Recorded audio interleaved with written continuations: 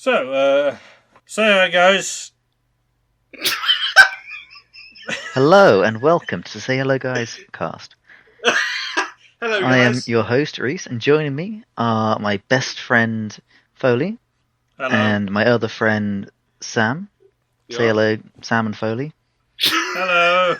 Hello. Good. So in this dumb This is already a podcast... fucking train wreck. Nice. Don't fucking say all that fucking thing. What did you say? Okay. I'm just continuing the intro. Random bum fluff time. Yeah. First of all, I had a very passive-aggressive message about the descriptions of the episodes not being grammatically correct. So a new one was made for every episode. Did I say passive? No, I mean aggressive. Someone threatened to punch me. Yeah, I'm sorry. I was worked up. I said first of all, I don't actually have anything else for random bum fluff, so we'll move on to the shitty segue. When trying to make a segue, I googled famous Daves to make a pun. Turns out there's a fast food chain called Famous Dave's. Wow. So Sam, how is Dave the Diver? Well, Dave is it's a channel actually on TV where you can watch Top Gear. At least you were able to like 5 or so years ago when I last saw it. Probably still does. Yeah, I expect so. I mean, what else is it going to show? Answer me. Mock the Week from 10 years ago. Yeah. That. Alright, so Dave the Diver Yes. is a game, right? It came out, I don't know, a few years ago probably. Fairly recent, I think. So you launch this game, and the main menu comes up. So the options in it, they're pretty standard. There's not much of interest to go through this time, which, yeah, I apologise for all that. But the background, it seems quite nicely. You know? It's got a nice blue underwater backdrop. You know, it's blue, it's got fishes, it's stretching out to the abyss, and it's like getting less visible, it goes further away, that sort of thing, the way water works. And it's reminding me quite a lot of Subnautica. And at this point in the game, I don't know anything about it because I never actually look anything up beforehand. And I'm thinking, oh, maybe you'll be like Subnautica, you know? Like first person, swimming around, going through the ocean. I'm liking the sound of that. So I hit start and it goes into a pixel art cinematic, and I'm like, well, you know, maybe it's just the cinematics that I like that, and the game's still good, you know.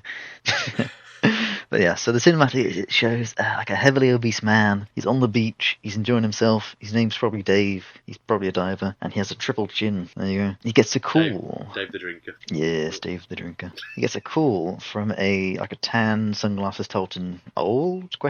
Man, like probably maybe 50, I reckon. He's got white hair and beard and stuff. That guy's named Cobra, and he says something similar to, you know, get over here. There's sushi, and yes, that is Mr. Cobra from the film Cobra. Yes. Hey, already. You're welcome. Yeah. You're not welcome. Anyway, yes. So the dialogue isn't actually there. It's just like in symbols, you know. Here's some sushi. Get over here in symbols. It sounds like Scorpion got like a real like crap job in retail. Hey, get over here. Get over here. And he's just cooking sushi and gets like lambasted by his manager for stabbing holes into it. Alright, so yeah, Dave, he gets his message like, ooh. So he ends his holiday, he flies over, and during the flight he's on the plane, looks at the window, or he maybe doesn't, I don't know. But you look out the window, and there's like a bunch of Korean names flying past. So clearly this is made by Koreans, which means it's probably a Korean game. You know, it would track. Very astute of you. There you go. Not necessarily though. Avatar: The Last Airbender was maybe animated by Koreans. So there you go. I don't know if it was. Nor do I, but I think I might have heard it at some point. So it's the confidence is how you say it, then it's true. Yeah. Yeah. So yeah, you get into the game proper now. Cobra and Dave are there. They're on a cruiser boat, which is one of those boats like the one in the first level of Tomb Raider Underworld. There you go. And Dave's like, well, where's the sushi? Pretty much all the dialogue's going to be paraphrased because I didn't actually write it down necessarily when I heard it. And Cobra's like, aha, there's a big hole here, a big blue hole. Which is like a massive sinkhole in the ocean, I guess.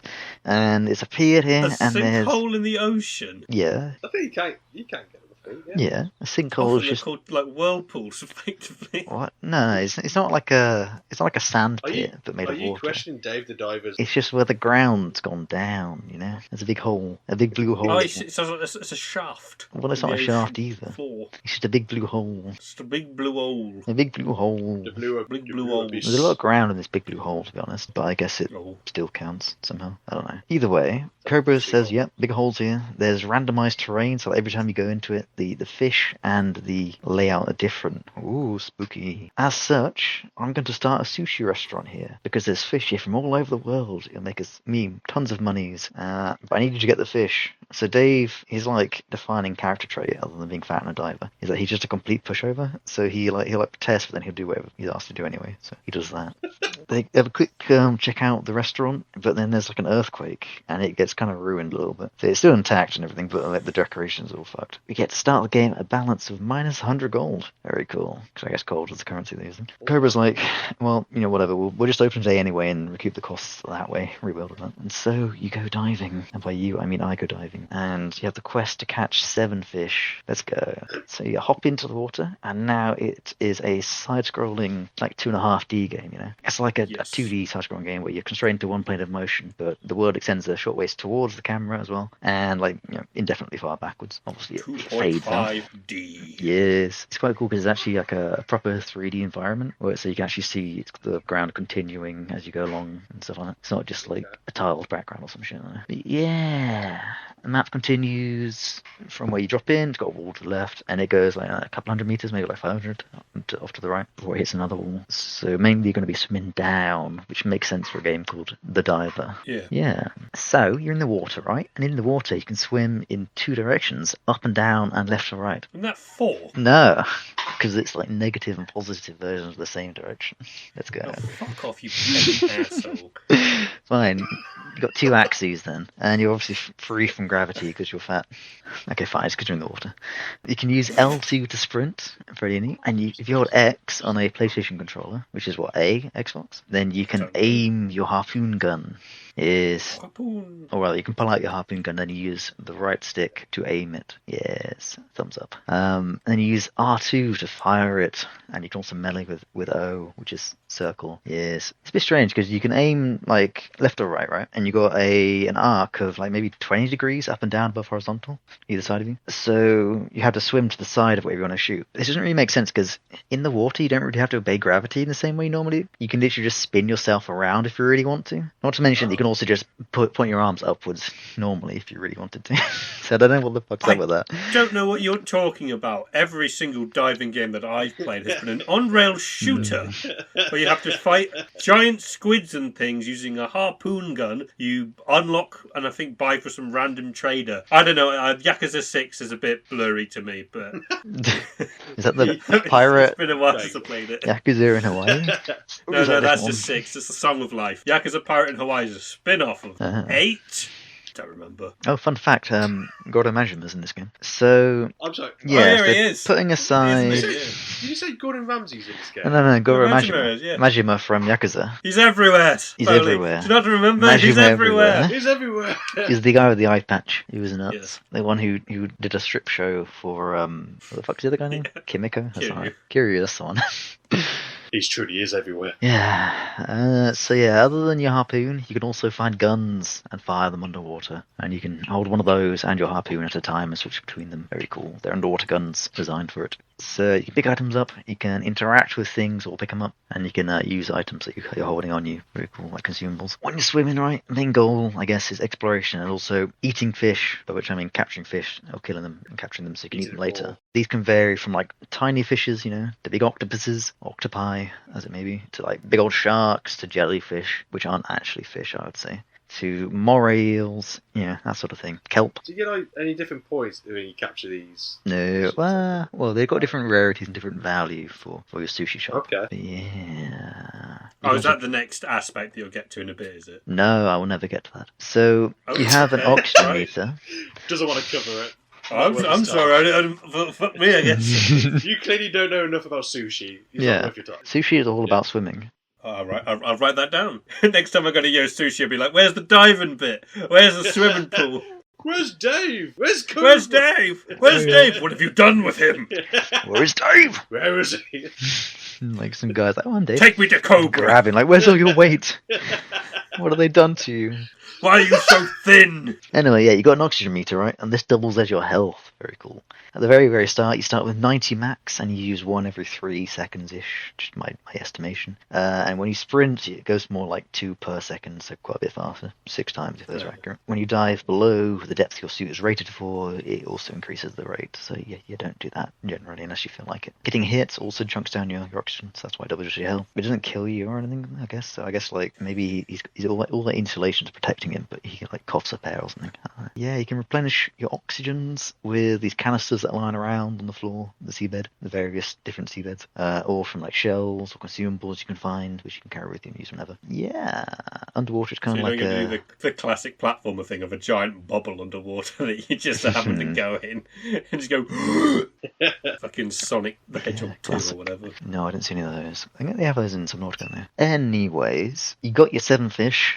And that's using up like most of your carry weight. So you head on back and you go to the restaurant to get some sushi. So the chef, he's a bearded black man. He's got those cool like round small sunglasses, like the ones that Lara wears in the first game, but black, not red. He's wearing a yukata and he's got a hachimaki, which I had to look up. It's one of those headbands that sushi chefs wear. Looks very cool. Yes. Nice. In his banter, and he is like he's like grunty talking. Very cool. He's, as I said before, he's very cool and he's devoted to mastering the way of sushi and such. It turns out as well that you've also been conned into serving sushi, like helping serve at the restaurant. By conned, I mean Cobra says, "Oh, you're going to help out doing this," or some shit.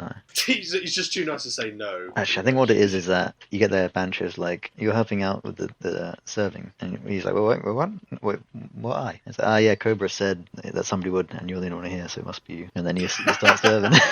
We got all these CVs, but we don't want them, so you're here. Yeah. So now, instead of just being a dive in the game, it's a sort of side-scrolling table waiting simulator, a sushi restaurant. I lied when I said I wouldn't cover it. Joke's on you. Bastard! What a twist! I did not see this coming. So you get to choose what items go on the menu using the fish and other sea creatures you captured. By captured, I mean murdered and then put up. Very cool. You get to pour tea for people, which is like a little mini game. You got to judge the right time to stop. Pour beer, which is similar, but you got to judge it to get the right head. You bring food to people. Bancho helpfully makes like a manly sort of Japanese grunt when he finishes cooking, which is nice. Can you give us a demonstration, please? No. Okay, moving on then, I guess. Yeah. If I remembered how he did it, I would fail, but I would maybe try. But I don't. Or is it like? I think he's saying a word. I don't know what it is, like meal or something. I don't know. He doesn't sound like that at all, though. Meal. It's got Meal. It sounds more like a cowboy. Ooh. Meal. Oh, there's Boy. meal coming round this town. I need you to take that sushi towards that table over there. right on y'all. Sushi ain't a word in my normal vocabulary, boy. So I say sushi in a different accent to the rest of it. It don't match up my lips neither. The sushi cowboy. I ain't eating sushi because I don't trust sushi. It's not in my normal diet, so I'm not going to touch It sushi. ain't natural. It's like censoring's been done. Switching out something strange. Sushi. God, it's like fucking like in the old. I don't know if you guys know this, but in old Pokemon, yeah, because in old Pokemon they didn't know what rice balls were, like onigiri balls. So for some reason, like all the characters like holding these rice balls, and it's just like, hey, do you want a jelly donut? And you're like, fucking what? Clearly not a one jelly of those. donut. Thing is, as a kid, you've never seen like rice balls before. You've never heard of them. You're just like, okay, sure, I guess that's a jelly donut. Nowadays, you're watching and you're like, what? No, that's fucking rice. Like you see them making it in the series, and then just immediately hand it over like, here's a jelly donut, and you're like, what? Maybe everyone's just been gaslit. There's probably a Pokemon that can do that. I wonder how many parents are confused when they're It's like, yeah, this is kids are rice. demanding to have this. This is a jelly donut. It's like, there's something terribly wrong here. They're like tearing in half. Oh, it's rice. It's a donut. It's sushi. Fucking weird. Yeah. Team Sushi blast off at the speed of light. This is sushi. This is a jelly donut. Ignore the fact that I put the same tuna inside this jelly donut. That'd be like a horrible jelly donut to like suddenly experience. You just take a bite in and you're expecting like some strawberry jam or something, and you just take a bite and it's just really strong smoked salmon. Is it really bad, that sounds really nice. Regardless of whether it sounds nice or not, you're biting in and expecting some jam, and you suddenly have this really fishy taste, and you're like, I want something sweet. Oh, that's not the sweet thing I was expecting. What do you reckon would be the worst food to have stealthily put into your donut? Like, acceptable, proper food? Probably burger. Fish paste. Fish paste, yeah. Like an actual jam donut, and you've got fish paste in it. You take a bite, and then suddenly you're just like, what? Yeah, we're not on like Millennium Eggs or Surströmming or whatever that's called. Yeah, like There's no duck pate maybe, something like that. Just like a really meaty thing that you're like it's sugar glazed on the outside as well. You just take a bite, and it's just a really meaty donut. I think a shepherd's pie would take it off, babe. A shepherd's pie in a donut. It's like a spherical shepherd's pie, so you've got these nice layers of the potato and the different things in there. Delicious. It's like a fucking like Scotch egg in a like Imagine in a lasagna. donut. Yeah, it would be, wouldn't it? I wonder what's in here. So You'd be like a medicine ball. Like, Huge. I can't wait to taste the jam in this. That's not suspicious at all. I don't know what you're talking about. It's like one of those, oh, is it real or is it cake? And they just slice into it, and then they just reveal, and like, it's actually lasagna. And you're like, what? Oh, What yeah. in the Garfield is going on? Oh, actually, no, I got a new one. Like, Go on. English mustard. Proper English mustard. You Oh, got a God. massive mouthful of painful Oh, English my mustard. God. Oh, Jesus. Yeah. Oh, that'd be. Oh, yeah. I'll wash that out, yeah. Wasabi probably as well. Fucking- These mustard taste nice. I guess that the fact that you're not expecting it is also pretty bad. Yeah. A cream cheese in like a really sugary donut. Cream cheese. Or even worse, a solid cheese. So you're biting expecting Parmesan. something soft, and you just suddenly get Super like this- Grated cheese as well. It's like stinking bishop, and you're like, why are you holding a nose peg on your nose and handing me this fucking donut? Don't worry, just take a bite out of this. Reeking brie. I think. Awful. What about a pickle? Entire onion. Not a pickle. Onion. Ooh, that'd be nice. Does it still have the skin on it? Yeah. Oh, no. Just the skin on it. I think if you start crying, I think you'll know the answer. Yeah. What about a toffee apple? Just a stick still. You know, Oh, somebody stabbed my donut. it's just a donut on a stick. Here Oh, you go. it's really stiff. I can't get the stick out. You just fucking like crack your teeth on the donut, expecting it to be really soft, and it just like destroys your teeth. Yeah. Pineapple. Someone stabbed my donut. I love how that's your concern. It's just a donut on a stick. That's all it is. Yeah. Why is that not a thing? A donut on a stick? That sounds amazing. Oh fuck, this bit's getting cut for sure. But there's a fucking No, keep it. no, this next bit that I'm mentioning. But there's a kids game Oh. called Spy Fox, and then I think in the second Spy Fox game, there's an entire joke area in the game because you're like in like a theme parky area, and it's like food of the future. And you go inside, and it's just like food of the future is food on a stick, and the entire joke is everything is just some food on a stick. Like it's like Breadsticks pineapple on on a a stick, sausage on a stick, and you're like, okay, these I guess make a bit of sense. It's like a chicken on a stick, and it's like an entire cooked chicken on this tiny stick, and you're like, fucking what? Yeah. A chocolate Christ. gâteau on a stick. Well, I Just just the entire thing is just slowly breaks off as you pick it up. I just imagine it like one of those like circus tricks. You know, when you got the stick and you got a plate spinning on top of it. But there's also cake on top of that plate. Oh my god. Be very careful when holding this up. Oh no, gotta- you fucked it. You gotta eat it like it's on a it's like a pottery spinner, you know. You put your teeth in the way and shave bits of it off. Giving it It's like that filling. fucking bit from Ghost. Someone spinning it underneath, and you got like the ghost going around and hugging. It's like, oh my love, and you're just like trying to eat this fucking cake as this guy's trying to hug you from behind. It's just like Is getting in it- a fucking mess. Your hands and face are covered in chocolate, like that bit from the Matilda. It's just a fucking mess. And there's this other guy's like behind you trying to make it look romantic, and you're just like this fucking chocolate gâteau. Oh, my Delicious. love. I think we're a little bit off track from Day of the Dive. Let's What go do you back mean? to Day of the Dive. I think it would be Dave the Dog be behind you as well. It's like He'd be in the cake, definitely. He's like, I'm on my break. That's too manly a voice, I reckon. What would it I'm on sound my like? break. I want some chocolate cake. Yeah, maybe. Oh, I'm on my break. I'd like some cake. I'm a really good diver. I'm actually aspire to go combatant. I'm on my break, I want a cake. That is like a saying for everyone who works in retail. Like, I want a break, I want a cake. Can you get on a shirt? I love that saying. Thank you, sir. Oh, you got a pen? You got a pen and you're wearing a t-shirt. Give it a go. Get the thumbs up, go on.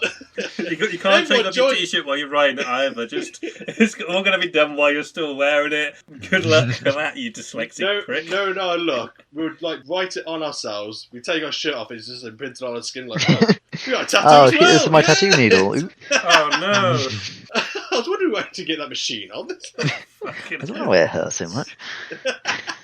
Oh, I see. See, that sounds like it's that sounds like a perfectly Dave tattooed. voice. Oh, I see. Aye. I've done it. Hi, Dave. my name's Dave. I'm a diver. Nah. You're impugning Dave's name. Oh, my apologies. So sorry. So, Dave, he's serving food at a sushi bar. Yeah. Dave, He's cleaning up dirty dishes on very slight occasions. He's grating wasabi, which apparently is something you do. What? I thought it was like a sauce. I don't know, man. I don't know. I don't think Dave's right. I think there's something wrong with him. Well, he's fat. That's Wow. one thing. Oh, God. It's just for buoyancy. So, take you get you off guard there, Foley. Do you want to continue, Sam, while Foley's Yeah. upstairs? It's He'll just recover so at some point. casually said he went, but he's fat. Go on. Alrighty, so sometimes you get VIPs that turn up and they want specific meals. Like this woman's like, I want a shark's head on a plate. She actually said that. She's like, Bancho, you're a dumbass. You need to interact with people rather than just angrily glaring or something. Also, your last restaurant or whatever failed because you served up a shark's head on a plate. Is and Bancho's like, it's really nice. People need to look past the appearances of the food and try it. And she's like, I will try it and say it's bad. Yes. Just gonna throw it out there. The writing in the game is a lot better than my version of it. That's what that does. I'm paraphrasing quite a bit. I'm paraphrasing quite badly. Yes. That sounds like the most civil argument between a retail person and a customer I've ever heard. Yes. I'll give it a go. Yes. Yes. No, give it a go if you make it for me. Yes. I'll make it for you as soon as I can. Yeah, so you get a quest to go get a shark, to murder a shark, which you do Oh, so you have to... using guns. Is she taught... This isn't in the moment. She just sort of hangs out there until you get ahead. So she many not days after. timing you? Is she No, you no, have no. get a certain time? This is why you failed because you're 10 minutes late. Right? No, she just kind of hangs around each evening until I've you been get waiting it for and my never eats shark anything. head for 4 hours. That's probably why it Never tasted good been. when she finally gets it, because she's been starving for the last week. Does she have anything better to do than wait for you to get a Well, shot? she's only there in the evenings, so No. maybe she works in the daytime or something. I don't know. Does it have to be a specific shark you have to get? Yeah, kinda. She doesn't specify it, but there is a specific shark type that you have to kill. Because I went down there, I killed a sawtooth shark or sawnose shark, whichever one that might be. Which A is like swordfish. no, a saw nose. It's like imagine a chainsaw, right? Saw. Is it a chainsaw? It's kind of like a chainsaw, right, on the end of a shark. Right? You'll It recognise if you sounds saw a like picture of it. fishing gone wrong here. I don't think they used the right equipment to get a shark. Chainsaw! Hang on. Throw I will it show in. you the image of this shark. It's right on screen now. Anyway, I killed one of those and that didn't count. Oh, Bam. not that you mean. This is... No, yeah, it was mate, actually. the greatest films of all time. That's how you fish, Yeah, isn't Shark Use a Boy vs. chainsaw. Chainsaw Girl. it? You know. Anyways, you finish up the day It's- and you get a pint with Banjo at the end of it. Neat. And that night, while you're relaxing, there's a delivery boat. It's sailing across the ocean, and then it gets dragged under by the Kraken. Very cool. I'm sorry. So, What? Hmm? Where did the Kraken come from? I thought this was the sea, from the blue hole. exactly. The blue hole specifically. Okay, fair enough. Yes, I'm not sure what you're expecting from us. It's just so casually done. Yeah, delivery boat's coming, it's attacked by a Kraken. Yeah. Why is it getting... No survivals. Yeah. I bet would that woman go, right, I don't want the shark head, give me that Kraken. You got 10 minutes, go on. Alright, guys, let's crack on. Say it. Yes. I was going to say you finally bring it back, and Bancho's like, Kraken could find. Oh, God. Yeah, Dave's just like cracking his neck as he goes through it. Mm-hmm. You get a parrot, and it's like, Polly, what a Kraken. Polly, don't want a kraken. Alright, people turn up. They have boats usually, and they're like, yo. Or they ring you, and they're like, yo, I hear you're a diver, and you're diving here. I need things from this ocean. I'm a biologist named Ellie. Or I am Dr. Bacon, who's an archaeologist, and I'm interested in the sea people. Bacon, sorry. Or I'm Duff. He was a weaponsmith, which is kind of you get into contact with him. But hey. Or I'm a farmer, apparently. Or I'm Goro Majima. I don't know if that's how those last ones go. But what is the purpose of this trip? Why are they so pie? They want things from the ocean. You're there going into the ocean. Yes. On things. Yes. So you have a phone and you can ring them up if you so wish. You can use apps on it. You have a calculator on your phone. Very cool. Things I'll come up with next. So you have various methods of character progression. You can upgrade your equipment, get your more air for your air canister. You can get your suit better so you can go deeper without suffocating or whatever. You can get your cargo box to carry more, which is good because I always get loads of fish and then I'm having to throw away fish. Sad. You can also craft and upgrade weapons. You have to use materials found within the blue hole itself because everything else degrades apparently, and this means that every time Dave emerges from the water he's naked, which is awkward, but hey, everyone just deals with it. You can also hire staff at the restaurant. You can get assistant chefs which make the food get prepared quicker. You can also get servers to help out with serving, shockingly. Oh yes, the weaponsmith, his name's Duff, I mentioned him earlier. He's a fat weeb, he calls you fat, and he has an anime transformation cinematic when he's transforming crafting weapons around there. It's pretty cool. Nice. He dramatically clicks the left mouse button. Yes.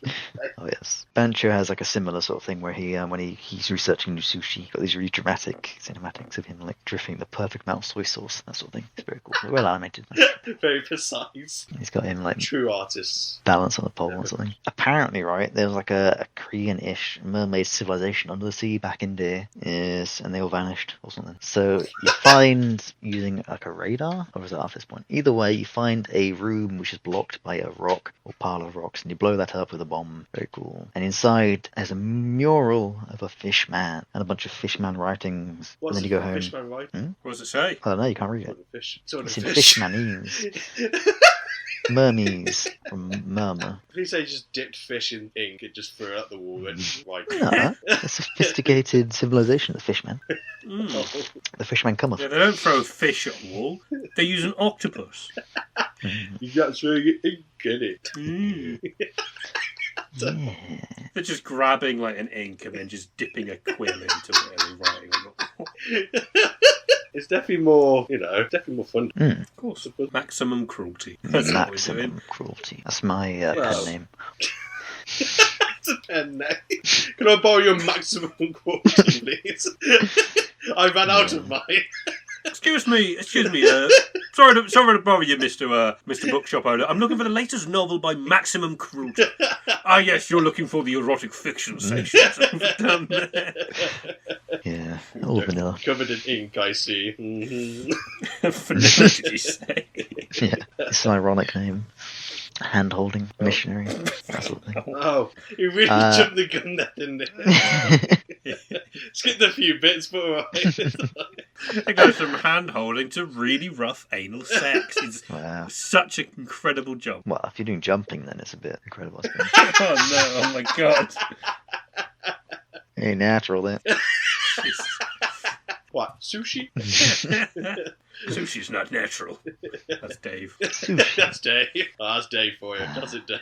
None of these fish are natural. I've got to exterminate every single one of them.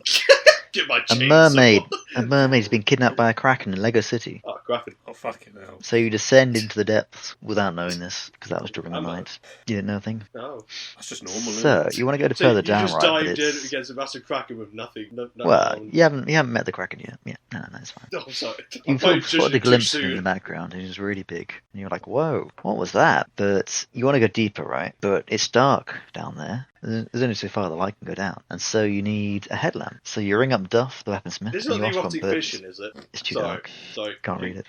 Can't read it. Someone in fish. It's waterproof, though. So you're reading it down there. Oh god, have we broken him this time? It's a long journey. They're just getting this fish back out. It's waterproof. I can't read it. Something to kill at a time. Still does that thing, even though he's underwater, he has to lick his finger and turn He just taps his helmet. He can't even get to the... Yeah. He's licking underneath a little bit. You just can't see it. I think it tastes quite rubbery today. As a quick clarification, he's not wearing like an old-fashioned diving suit. He's got like a wetsuit and like one of those rebreather type things. So his face is He's exposed. looking at the inside of a rebreather. Yeah. He grabs a fish and like shoves his thumb into his mouth. Gets the Lick fish me. to lick his finger. In a pain. I'm pretty sure we've asked in this podcast before whether fish have tongue.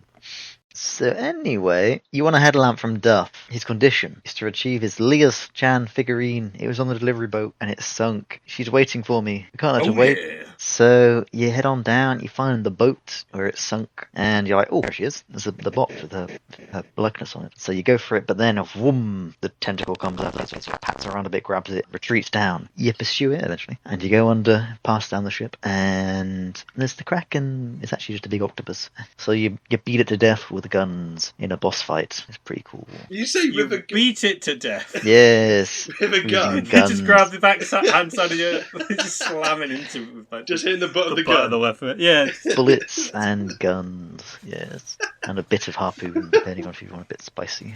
Mild spice. It's a me, harpoon. Oh, no. It's pretty neat. You got this sort of enclosed-ish arena. It's fairly wide. You got the Kraken at one end. You got you in the middle, and you can sort of fuck off if you want to. And come back. You got the Kraken doing like tentacle attacks from the ceiling. They like it rumbles a bit, and then boom, tentacle shoots out to hit you in a straight line. Pretty neat. You get close enough, you can shoot him, and then he'll do like an explosion with ink, which launches you back, and then you rinse and repeat. And you probably have to go grab some more ammo from little ammo boxes on the floor. How long did it take to defeat? Like a couple of minutes, 3 or 4. Good. Not that long. It's easy enough. He'll like cover his eye in the second phase, which is the first phase, but he's covering his eye. That's the only difference. And then you have to like wait till he What is starts to. He takes it off to smack you with it, and then you shoot him in the eye, and he's like, ah, yes, He exclaims in pain. says the Kraken. Yeah. What happens to the Kraken though where you defeat? Well, what happens? You slice him up for food, or at least you slice one of his tentacles Oh. up, which are big. The Murderous. merwoman, the mermaid, she emerges kind of. She's injured and unconscious, maybe, and looks in a bad way. But the merman she was talking to earlier, he shows up, and he's like, and then he sees you, and he's like, Pajah! And Dave's like, Pajah! So then he runs off with her, and you go back to the surface and bring in back your octopi. I thought you were going to say like, oh yeah, the mermaid came, and then you put it on the menu. I'm like, okay. Sorry. That mermaid's back on the menu, boys. So yeah, you have a nice little Kraken tentacle party with your chums. You got Bancho there. You got the woman that Bancho knew who had a shark's head. She works as your recruiter or something now. In that she assigned herself to be your recruiter. Didn't give much choice. Good job then. Yes. I had to cut your jib, boy. I'm gonna be employed by you. I don't remember employing you. It's fine, you can pay me later. I've got it. Yeah. Okay. I guess you're on the payroll now. Cobra's there as well, obviously. But also there is Dr. Bacon. He was the archaeologist. He's the one who's been driving you to do stuff related to the long-lost sea folk civilization. He's very excited to hear that there's living ones. He's like, whoa, this is beyond my wildest dreams. Pretty neat. Anyway, the reason you're having this as like a party thing is because you can't serve octopus meat, octopus tentacle to normal peoples. It's tricky to prepare, so it wouldn't work. Alright, some other time, you go out and there's a group of shady environmental activists there. They're protesting near you. Like, we've heard, this is shortly after the bomb explodes, like, blow you in. And they're like, we heard somebody's been damaging the environment, the sea. We'll stop them. My name is something or other. Arr, I'm intimidating man. If it's you, we'll find you. And Carpe's like, these guys are bad news. They're shady. Yes. Some other time then, after the octopus event, you head into the water, and the leader is there. He's like, I'm going to murder you because you damaged the sea. And so he fires grenade launchers at you, and then blames you when they explode parts of the sea. It's like, So what have you done to the sea? What have you made me do? Type thing. Very I cool. love that. You damaged the sea, so I'm going to solve this with explosives. I see how this is logical. Yeah. While at the sea. Stop dodging and destroying everything around you. You haven't seen The Last of Us. Just And he swims off and blows a hole in the floor to You haven't escape. seen The Last of Us. You don't own HBO Max. Season 2's up now. This isn't a plug. Did he get the dot? No, he doesn't deign to come out to the sea, apart from when he does. He came out after the octopus thing and that he threw up into the ocean. Yes. Oh, and then, what's his name? Blamed you for throwing up in the ocean. The sea blue antagonist man. It's like, you've been doing it, and also you threw up in the ocean. He's like, wait, no, that wasn't me. It wasn't me, it was the other man with the exploding balls. So I assume they won't know what a grenade is. This isn't the merman, this is the activist. Oh. Yes. It wasn't me, it was the man with the grenades. The man with the grenades is the activist. Ah, fuck. It was you all along. And he hasn't done that yet. The gun just turns by itself. Oh, never mind. Okay. It's immediately before It will be you. It will be you. Now he's blown a hole in the floor, he can go down further, apparently. Or something, even though he could go further than that before. I'm not sure what that's all about. Either way, you can go down, and then you get to go hang out with the mer people. They're like, outsider, we can't trust you. So you have to be like, no, look, see, I can do this thing, I will prove myself. And so then you can delve deeper, and you find out the sources of the earthquakes. You can uncover long-hidden eldritch secrets. You can unveil the mystery of why the sea folk civilization vanished originally, and you can help them integrate into the wider society of the world. Or maybe you can't, because I made all that up, because that's as far as I got. That's my guess. Right. Yeah, I'm getting a... But I do know that this game had a Godzilla DLC at one point. Oh. That's King of the Monsters. Yes, King of the Monsters. King of the Sea. King of the Sushi. Oh, Gojira. Godzilla. It's Gojira, you moron. Apparently Godzilla's your friend. I like this Godzilla. I bet he seems like a nice chap. Yeah, he spits fire sometimes though. Rigging down buildings, yeah. Bit of a reaction. Well, that bit in, is it King of the Monsters? Where he just goes like fucking thermonuclear and just melts like iron that's in his vicinity. That bit was sick. Anyway, so Sam, how did it feel to play? He was alright. That's my summary. Is there anything particularly memorable? Yeah, so like, you're playing it, right? You go down, you dive, you either drown or you come back up with things. And then somebody's like, hey, how's it going, buddy? It's me, Jiminy Crickets. I got this thing for you can do. Here's a new app. You can do things on that. Look, it's me, Wallace Wandle Fuckface. I've got a thing you can do. Here's a new app for it. Add me to your contacts. And it's like every time you go in or do anything, just some new thing pops up. It's like, yes, you gotta promote the restaurant on your Instagram. Cookster, I think it's called in this. You gotta hire people. You can hire different people. Ooh. It's just constant different mini games popping up, interrupting the other game. I assume maybe it eases off at some point, but it's like, wow. Do these things? I just want to swim. Like, I just want to swim. I just want to dive, man. Just leave me alone. Let Dave dive. Hashtag release the Dave dive cut. It's like a protest. Let Dave dive. Let Dave dive. That's what the environmental protesters should be going. It's like, no, stop polluting the oceans. Let Dave fucking dive, man. No more grenades in the ocean. No more grenades in the ocean. No more exploding balls, apparently. Just ignoring Just the let lead him of this fucking dive. next one. I mean, would you recommend this game? I mean, yeah, depends what you want from a game. If you want, Or not? Fun? yeah, fun. You get to swim. You get to kill fish. It's got nice boss fights. You get to murder sharks, which is always a bonus. You get to eat their fins, probably. Actually, I don't remember if those are actually on the menu. They probably were. You got a shark tail and stuff like that. That's probably fins. You get to serve things in a restaurant. Pretty neat. Yeah. Got nice posts on Instagram. Got various people. The people that meets, they go to the restaurant. They'll post about it. Pretty cool. You got the wildest Ellie. She's like, wow, that guy was creepy. Which guy? You. Oh. Yeah. Not Dave, just me. Yeah. Completely, apparently. 4 words then. I couldn't really think of any earlier, so I didn't write anything down. And so, Dave is a diver. Bitch. No, Dave is a diver is full. Dave is a dive. Just in case. Dave is a dive? Okay. Swim deep, eat sushi. Swim deep, eat sushi. I feel like I'm writing a haiku or something when I'm doing these. Swim deep, eat sushi. Words to live by. Words to live by. In that case, I think it's time for a word from our sponsors. Yeah. Hi there. Are you in the market for a brand new car? Perhaps a bouquet of pristine roses, or an orchid of unmatched beauty? Want a power drill or a new wrench? Well, fuck off. We sell beef. Nothing but beef. Chicken? Fuck that. Beef is a real meat. None of this pork or poultry bullshit and fish. Fuck me, are you insane? Why would we ever sell fucking fish? Why, hello there, my good sir. What beef? I'm looking for some potatoes. Fuck off, beef only. Beef. Real meat. now in nugget form. So, what have I been doing recently? You guys ready for an unhinged rant? You got a rant coming? Yep. Okay. You know the song Tainted Love that Soft Cell covered? I always imagined it's a pretty neo-noir cyberpunk setting, right? Like neon lights everywhere. They're dressed as Romans and like cricketers and feeding each other grapes. The fuck? And there's two. There's a Roman one, and there's just like an actual kind of techno-y one, but it still doesn't look anywhere near as cool as I'd want it. And I actually looked it up, and I found out a video was recorded specifically for Soft Cell's video album, the Non-Stop Exotic Video Show, directed by Tim Pope, and featuring David Ball as a cricketer, meeting Mark Almond in a toga on what seems to be Mount Olympus. What the fuck does that even mean? What fucking weird video. Which video are you thinking of? Because the one I'm seeing here, the official music video of Soft Cell Tainted Love, is a dude sleeping and then there's these weird, like... Yes, that's the other star version. Women. This is how I found out that there are actually two videos for this song. That's the re-recorded one. The original one is the one... Oh, I've seen it. If you look it up... 1981. Yes, it's fucking weird. They're feeding each other grapes. There's a kid.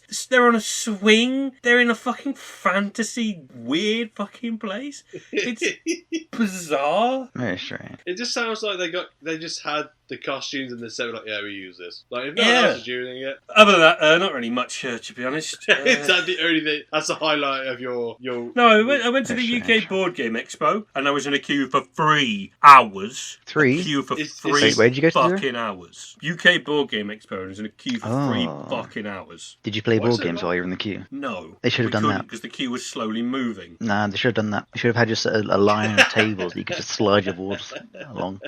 That would have been the best way to do it. Should have made the queue double back on itself on the other side of the table so you could play with people, but it would have to switch person every random person every single every turn.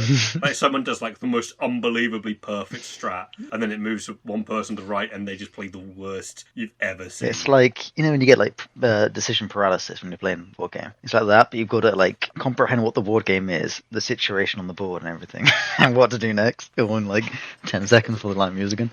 I would hate to have done that with Twilight Imperium. You'd have got halfway through a game of that, and then you'd have to stop because you're at the front of the queue. Yeah. At least you're having fun, though. Well, the tables loop round, so you just pass off the next person. You're not having fun because you're playing Twilight Imperium. Okay. You know. We saw a game of a Werewolf Live, which is quite fun. Had comedian John Robertson in it, Luke Gygax, who I didn't realise was in it at the time, and a couple of other people like Is that comedian related Sam to C. Gary Gygax? I believe that he's his son. Was it? Okay. Or something like that? Yeah. Son of a Gygax. And the two lines that I very much remember are both lines that were said by John Robertson, which were, "Kill the child." Nice. As they got guests from the audience onto the stage, and one of them was an 11-year-old kid, and he was like, "Kill the child," which is quite funny. And a following line in a later round, because the child was a werewolf, was evil. Oh dear. It's such a funny follow-up line from him, where he just sort of like nods his head to a pregnant lady that's next to him, and he's sort of like, "Well, she's pregnant, so it could be a 2-for-1. I told you to kill the child. The voices tell me to do it. It's now time to spin the wheel." Whee! So it's a funny topic. It's not an improv. It's always funny in Philadelphia. In a survival scenario, how long would you survive? What survival scenario? I don't know. If you think about, isn't life a survival scenario? Can I have someone with me? And I've survived my entire life so far. You cannot bring Bear Grylls with you. I wasn't going to say Bear Grylls. I'll bring Dave. There's loads of emergency food. Else he can die for me. Assuming there's a sea around. No, you're inland. I'll bring Scorpion as well. No, Bring Scorpion. I mean, yeah, you can get all the seafood for you yeah. from the shop. Fucking hell. Sorry, what was the question again? In a survival scenario, how long would you survive? I don't know. I haven't written Pick down a what survival the scenario. Scenario is. Is it a volcano eruption? We did zombie apocalypse before. Yeah, we'll go volcano eruption. Okay, Let's there's go no with that. That's volcanoes an nearby, interesting- so we're fine. Oh, fuck. Unless it's like a So super we're on volcano, holiday in in Hawaii. which case we're fucked. We're on holiday in Hawaii. That's what's going on. Shit. I think I'll last probably about a day. It depends how close it is, right? Because I'm terrible at, spatial awareness of what's going on. Like, I'll probably, there's a bit of a rumble, then I'll probably step backwards into the lava. Oh, what's going on? This is there. Like, Just imagine you're standing there, it's like, oh look, all the animals are running away from the island. Oh, that's strange.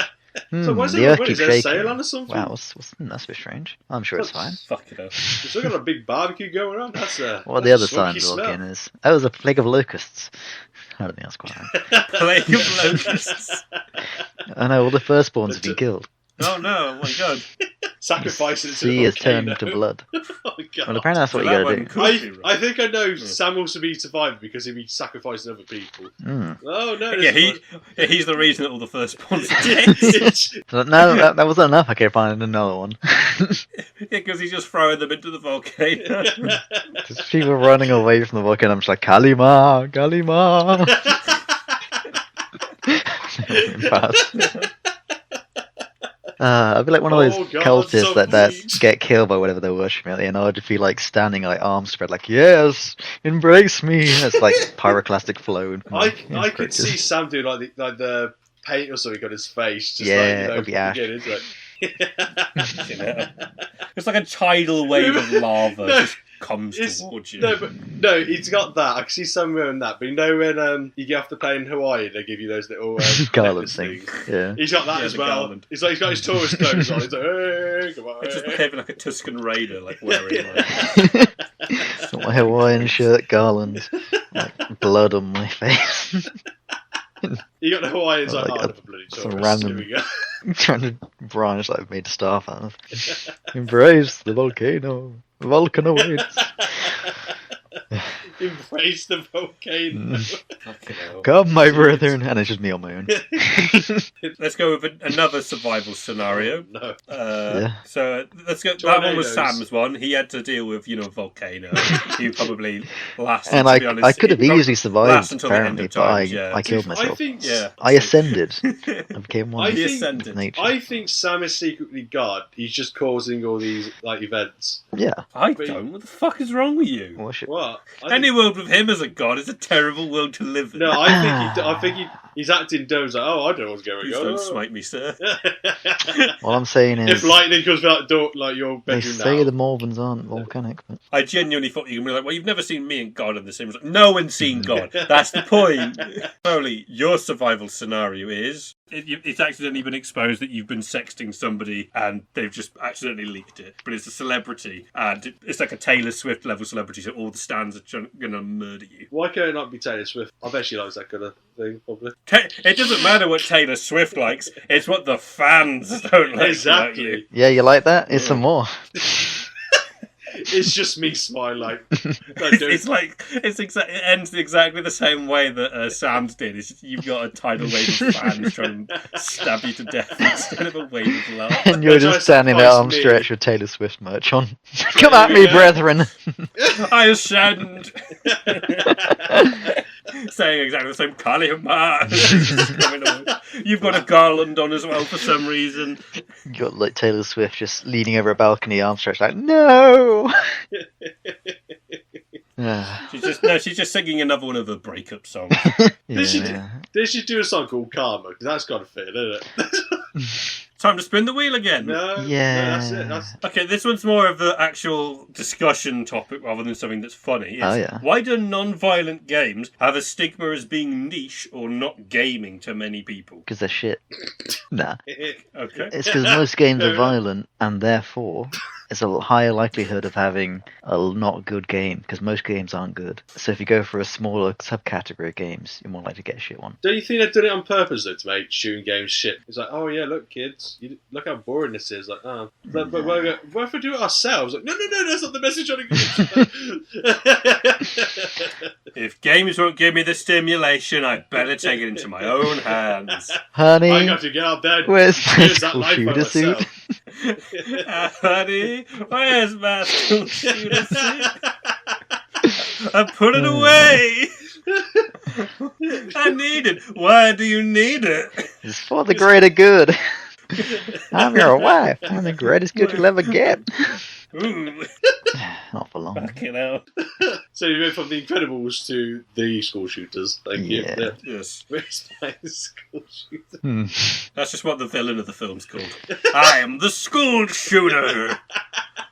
Oh my god! Can I just say the difference is it's just he doesn't go and shoot up schools. Everyone's like, oh my god, he's going to go kill the kids, but no, he's just got a giant cannon that shoots entire school buildings at people, and they're like, Right. you've really got to change your name, dude. And he's like, why? I don't see anything that's culturally inappropriate about He's this shooting at schools all. of fish. Yeah, schools of fish. I'm shooting schools of fish at people. And you It's got- perfectly fun. Like, dude.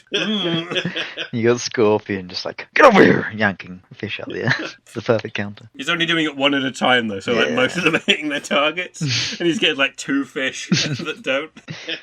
You call me a villain? I'm feeding the millions with my fish. What do you mean I've run out of fish? I'm feeding the millions of fish. With your blood. Why do you think that? Why do non-violent video games have a bit more of a considered not gaming or just quite niche? Because it's Well, technically like. It's because they tend to be it's just shit. like- I mean, to be fair, farming sim games are pretty crap. For the I most think- part, but It That's what it depends. is. It's just like trying to simulate what real life is. Like, well, Combat is an easy thing to make enjoyable unless you're the Stardew dev. Whereas everything else tends to either be trickier. You know, like puzzle games, they don't need combat to be good. If it's something like Slime Rancher, that's something without combat as far as I know. And I didn't enjoy that, but I can see why people would. I guess it's just one of It those things that depends. people have their interests. A lot of people Sometimes they just probably won't align think with of what like they want. walking sims when they hear non-combat games, which you're walking around, you may as well play a visual novel. Yeah. There's another one without combat. It's an They odd- can be good. it's an odd one. Like you say about puzzles, though, I think people like if people don't want to do like shooting games, do a puzzle. Another way to relax themselves, you know. Yeah. I mean, some people get very angry when you're like, hey, do you play any mobile games like Candy Crush? You're a game when they're like, how dare you? I am not. To be fair, get Candy Crush. Ugh. I swear, I still see people paying that. Yeah, it still makes a lot of money. It's a very older-centric game, but that's because I think it's quite easy. If you got Facebook, it's just a game that happens to be integrated with those sort of stuff, so it's just there. Do you know? What So why not give it a go? It's a free game. Do you remember that old Facebook thing, poking people? That because Oh, I'm fucking like, I'm gonna poke you. I'm gonna poke you back. I'm gonna poke you. Oh, I remember that. got- Fuck, that was fucking stupid. It's so dumb. That- Why did that? I don't know. Why did Why did that exist? Why did that? Engagement. It's so much fun. Oh, that's true, I guess. Would you consider Pokemon to have combat? Yeah, I'd say that's combat game because there's turn-based combat. Combat is in the title. of the Yeah, genre. yeah, Because I think RPGs, JRPGs. yeah. What's the game? What's a game that's not like just like a crappy mobile game or like Peggle? Bejeweled or fucking Honeypot, whatever that sort of game. A proper game that doesn't have combat. That's actually good. Washing simulator. That could be quite relaxing. Yeah, I mean, got like Viscera cleanup, I suppose, but I consider that more. Well, like they got the Washing Grommet mini one game, out, haven't they? The washes But, Power Wash Sim. power wash. Because people use that for like relaxation, don't they? I mean, Distrust technically has combat, but like barely. Yeah. Balattra's I mean, a good is one. survival That's like combat? the poker game. Can you do combat in Amnesia, or do you just die? No, you can't, but that's just because the monsters will kill you. Do we consider combat as being able to fight back, or just the risk of death from an enemy? I would say probably the latter. That right? there is. I mean, the risk. I feel like you should be able to fight back even a little bit, even if it's not to kill, but could be to maim or distract or something like that. And you can't really do that in Does Among Us have combat? I would say no. Oh. You have to fight back using democracy. Democracy. Bastard. Yeah, keep talking, nobody What explodes. That's another puzzle type game. What about You're Mario? fighting back against the guy who's made the bomb. Would you say Mario Kart has got? Mario Kart definitely has combat in it. You can actively attack other players using items, Foley. But still, it's not like your traditional combat, though, is it? It's the fact you're kind of sabotaging. You're competing. Pokemon's not traditional combat. You're like, effectively, it's dogfighting. Does Dark Souls 3 have combat?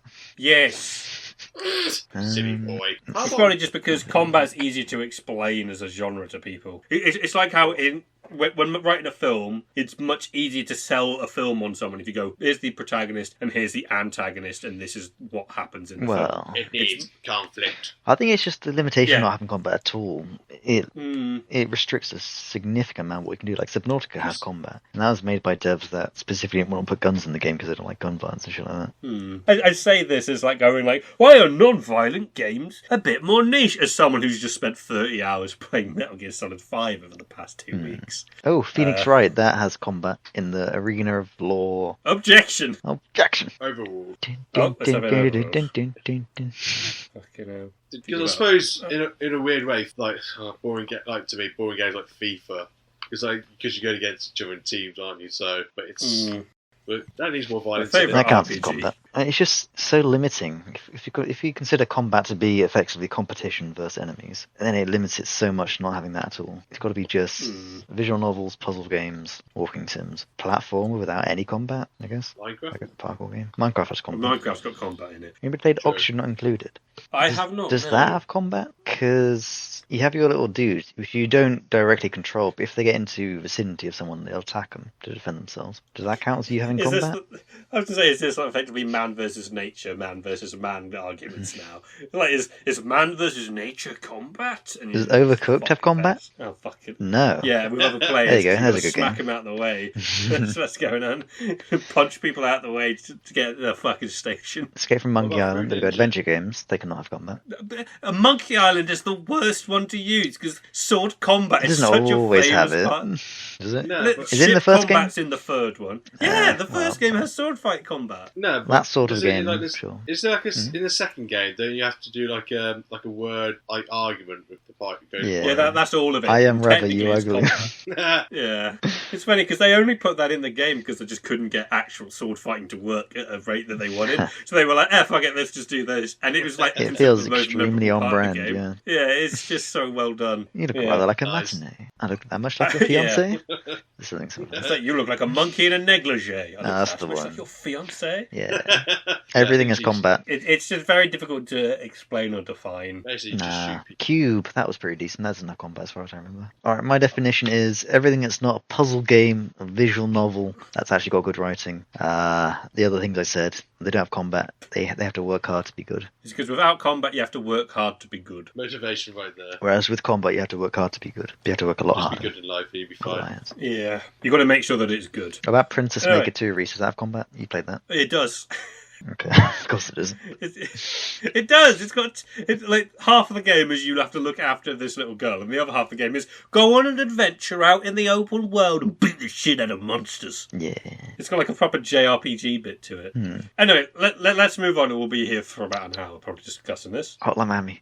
Alright, continue. Yeah, that's not got combat at all. So here's my terrible segue for this. Contrary to another member of this podcast, I have never accidentally seen a singer with the same name by accident. Foley? Unusual, yeah, you know. So I saw a 1963 film called Tom Jones. Oh. Yes. I still really confused me. I did. I was like, does he want me to watch a concert of Tom Jones? Like, is this No. going to be? No, unfortunately, it's not going to be that fun. But No. so it's a romantic comedy. It's based in the 18th century England, Oh. and it's kind of like a Romeo and Juliet kind of story. It's a strange one. Like you got wealthy families, and you got Tom Jones, who technically isn't legit because when he was young, he was like a baby left on the bed, and they accused this, like, they called it like a wench, like, a maid, and a barber. It's like, oh, this is their child, they're going to be banished. It's like, what? But the way they did it, though, which I found interesting at the opening, I was really confused what kind of film it's going to be. The whole opening was like in a silent film style. Alright. So it was just music, people moving, then actually had title cards. I was like, okay, so is this going to be like another modern silent film? So yeah, they're like, oh, where does this baby come from? Oh, it's one of the maids. Jesus slut kind of thing. I don't know. And you go, must be the barber. The barber's like, I have no idea what the hell's going on. He goes, oh, you're both banished. Okay. And then like the man of the house is like, oh, I'll raise this child to be my own. And when we went, like the sister went, oh, what are you going to call him? Tom Jones. Like, it's like he's been thinking of that name for too long. And he's like, perfect opportunity. I've wanted to name someone Tom Jones for years, and now I finally get an opportunity. That's not even my child yet.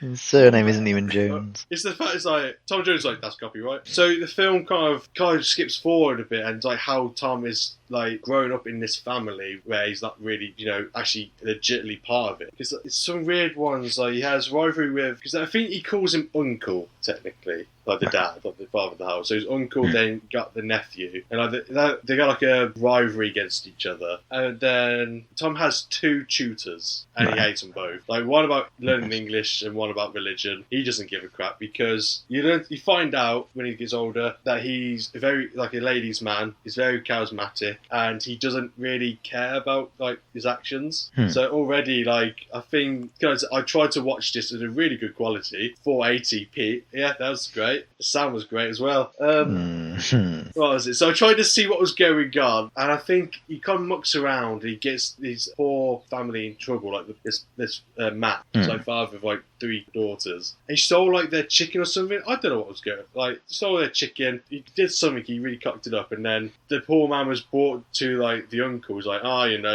this is like against the law. I should have you hanged. It's like, oh, okay. Like, what? For just getting his chicken stolen? Like, okay. Well, all because of Tom Jones. And I'll have your hand for this. but luckily he doesn't. But all it is, it's about him. It's like the whole people in the family, because he doesn't care about the rules pretty much. Either he gets drunk, he causes fights and all that. He's so charming though. That's what I kind of didn't expect about it. So the first hour is really him just getting away with things. One of the big things that come into it, like his childhood friend Sophie, who is like, she's kind of, I think it confused me. It's kind of like she's like a part of a wealthy family as well.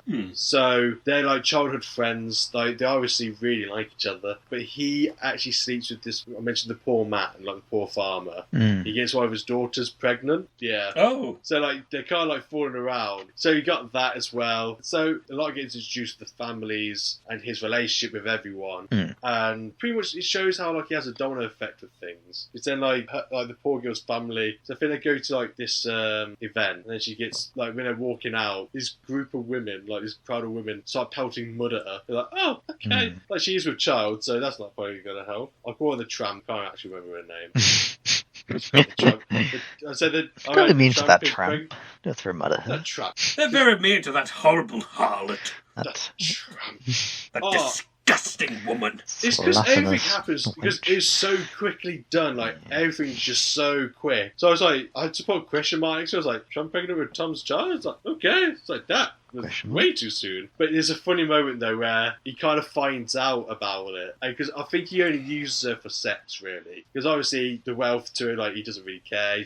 He doesn't stress about anything. But when he finds out, he actually goes to her like little, the little farmhouse and everything. He just pokes his head through the door. She just goes absolutely ballistic. She goes, oh, like, now you visit me. You couldn't visit me before you found out the news. Like, I don't know what to do. I was like, I don't know. I didn't plan for this. Like, I don't know. The thing is that he seems very caring still. That's what I found quite endearing about him, strangely. That's all it is. And it's just how he's an antagonist to like the 2 teachers, but the uncle is a adopted dad. They get annoyed with him because because Tom gets away with so much. Quickly, how old is he at this point? I want to say at least early 20s. Right. Like, he's not old. He's quite young. He's very young. Is he still being tutored at this point? So yeah, they tried to. I don't think he really attends their class with it. He just doesn't pay attention. Right. Given that it's like a religious tutor as one of them, I would imagine he keeps being a little Weasley troublemaker, so we're going to give him 2 tutors to try and set him on the right track, and he's just like, no, he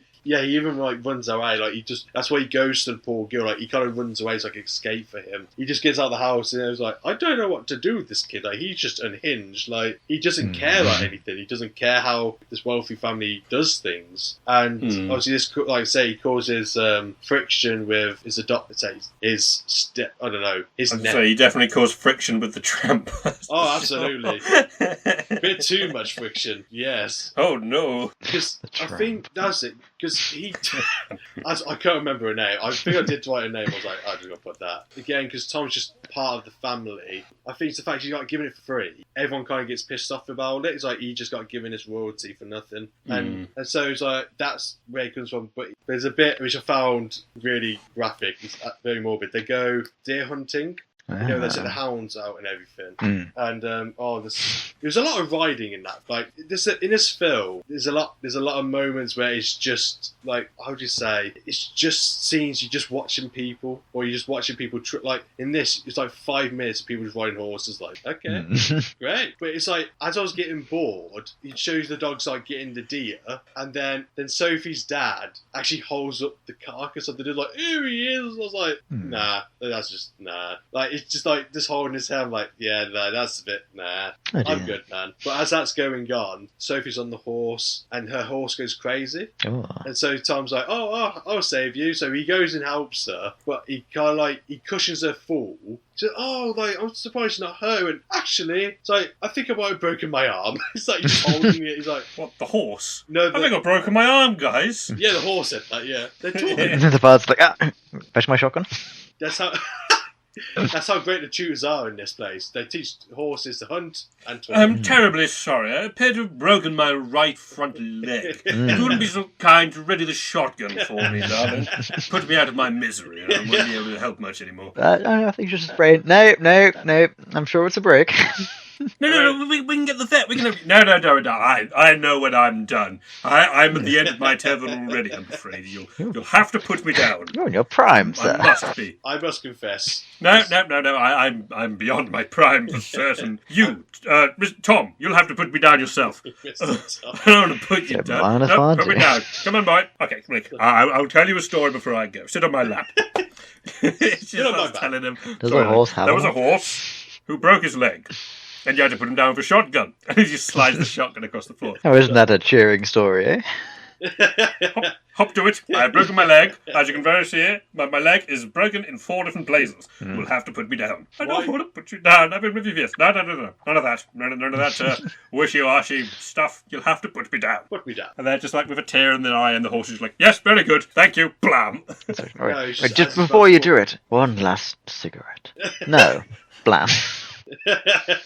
One last cigar for me, darling. I'd rather have that. Oh, please. No, that's bad for your health. Please. Blam. It's bad for your health. Before I go, one last straw of hay, please. Thank you. It's like all bundled up like a one doobie last just sugar of cube. hay. One last sugar cube for the road. Well, go on, send me One on my last way. little salt lick. But I will admit, though, before this scene, before the Right, horse yes. breaks his as they're riding, For this bollock scene that we've just made up, yeah? which I love, by the way. Like, You're welcome. like I said, I was getting bored of it because you're just watching people just ride and chase the You're deer. bored of a talking horse? But, We're over that way. The deer's over there. Get him, boys. Get off my back. But I was like, I was getting so bored. What was it? The rider started falling off the horse and went, oh, here we go. Hey. I was just noticed, like, someone fell off the horse. And another one. A third! I'm sorry, darling. I just felt like Buckaroo today.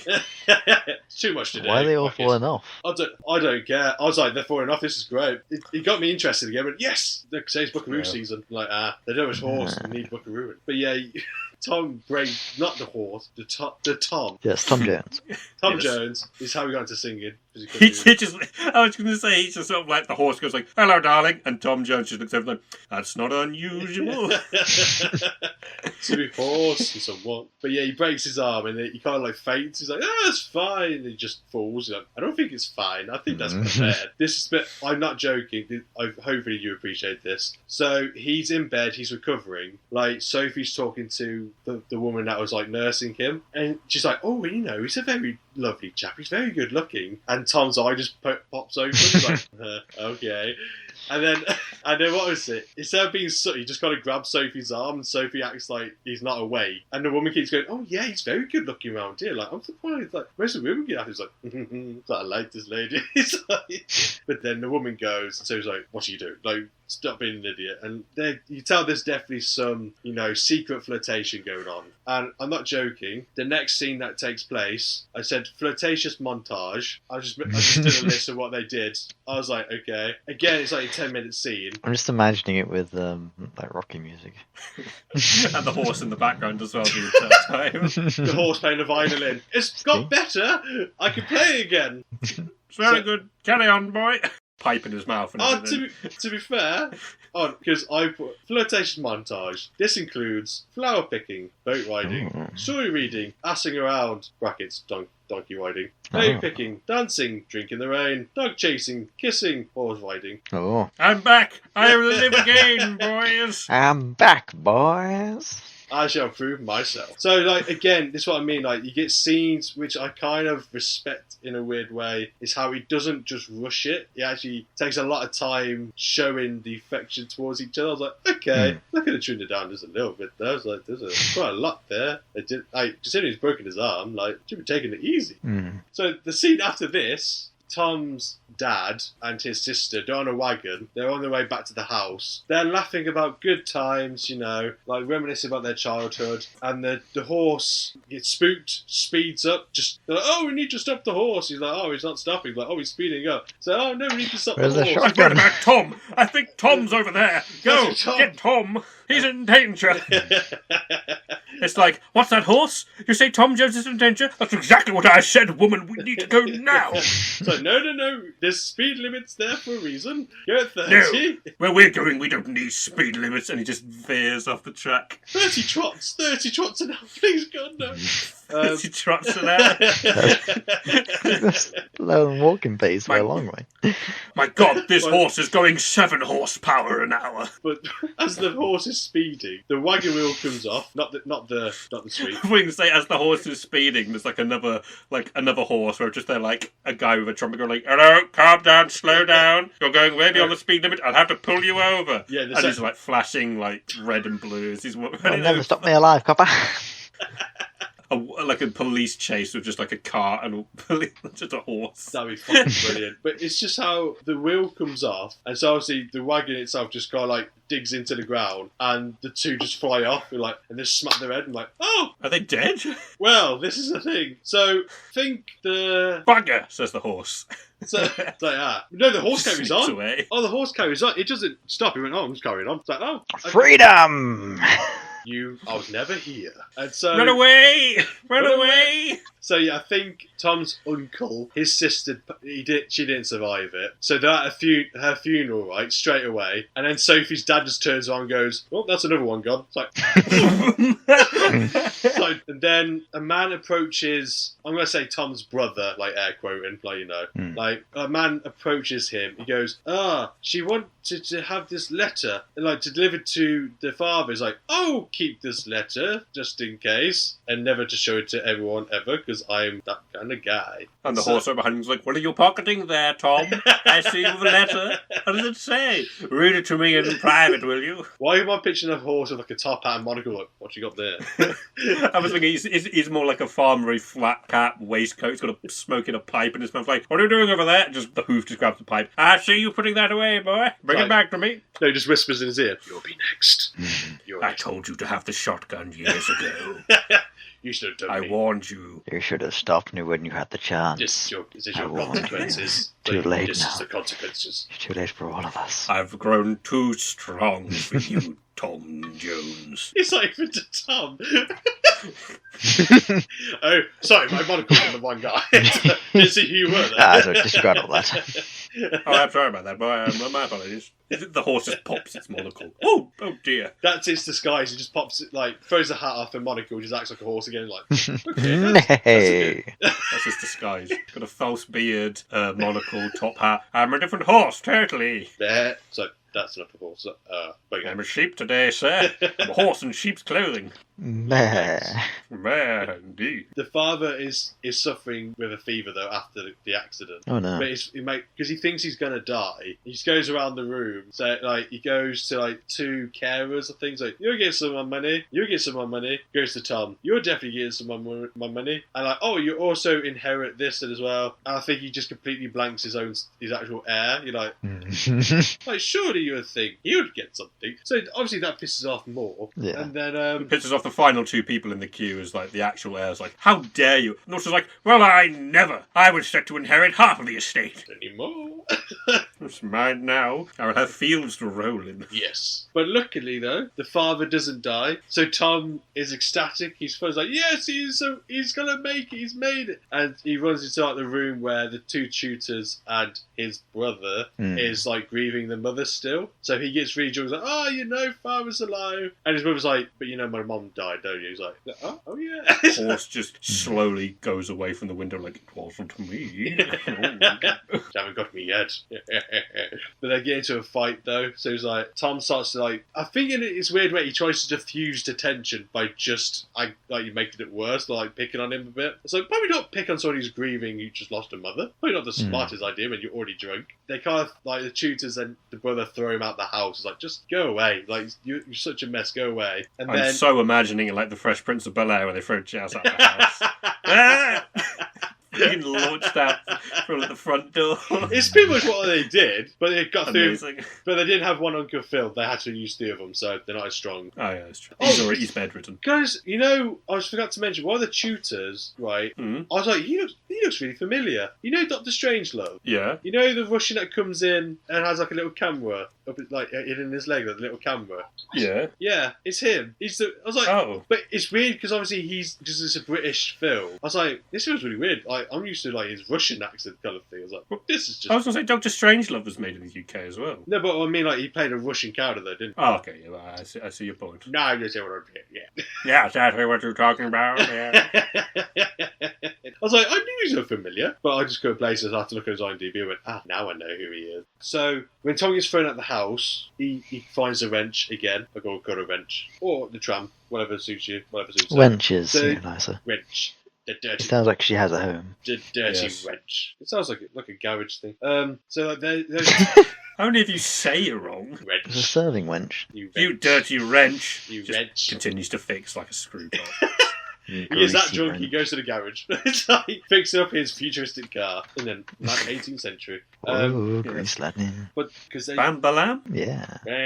Like Betty. But, Like Betty was a she tramp. kind of Bam, finds. bam. So the wrench appears, she finds drunk Tom, and they start fooling around. And then the 3, the tutors and the brother, they're like, wait, I think he's seen pretty much like a slut kind of thing. It's like, oh, like if we catch him in the act, he'll be like, you know, Disowned. the uncle disowned, like he's a disgrace, you know, we'd have to throw him out. So they try and catch him in the act. They're not just beating him up. Like he like starts having a fight with them. Like they actually just get on top of him. Like to be fair to Tom, he fends him off quite well. Like they starts like messing around with the one tutor. Like he's on the tree. It's like Tom behaves. Like where am I gonna get? Like where am I gonna get? So Tom, stop behaving like this. Stop it. And like he just kind of like rugby tackles him with it. Fair play.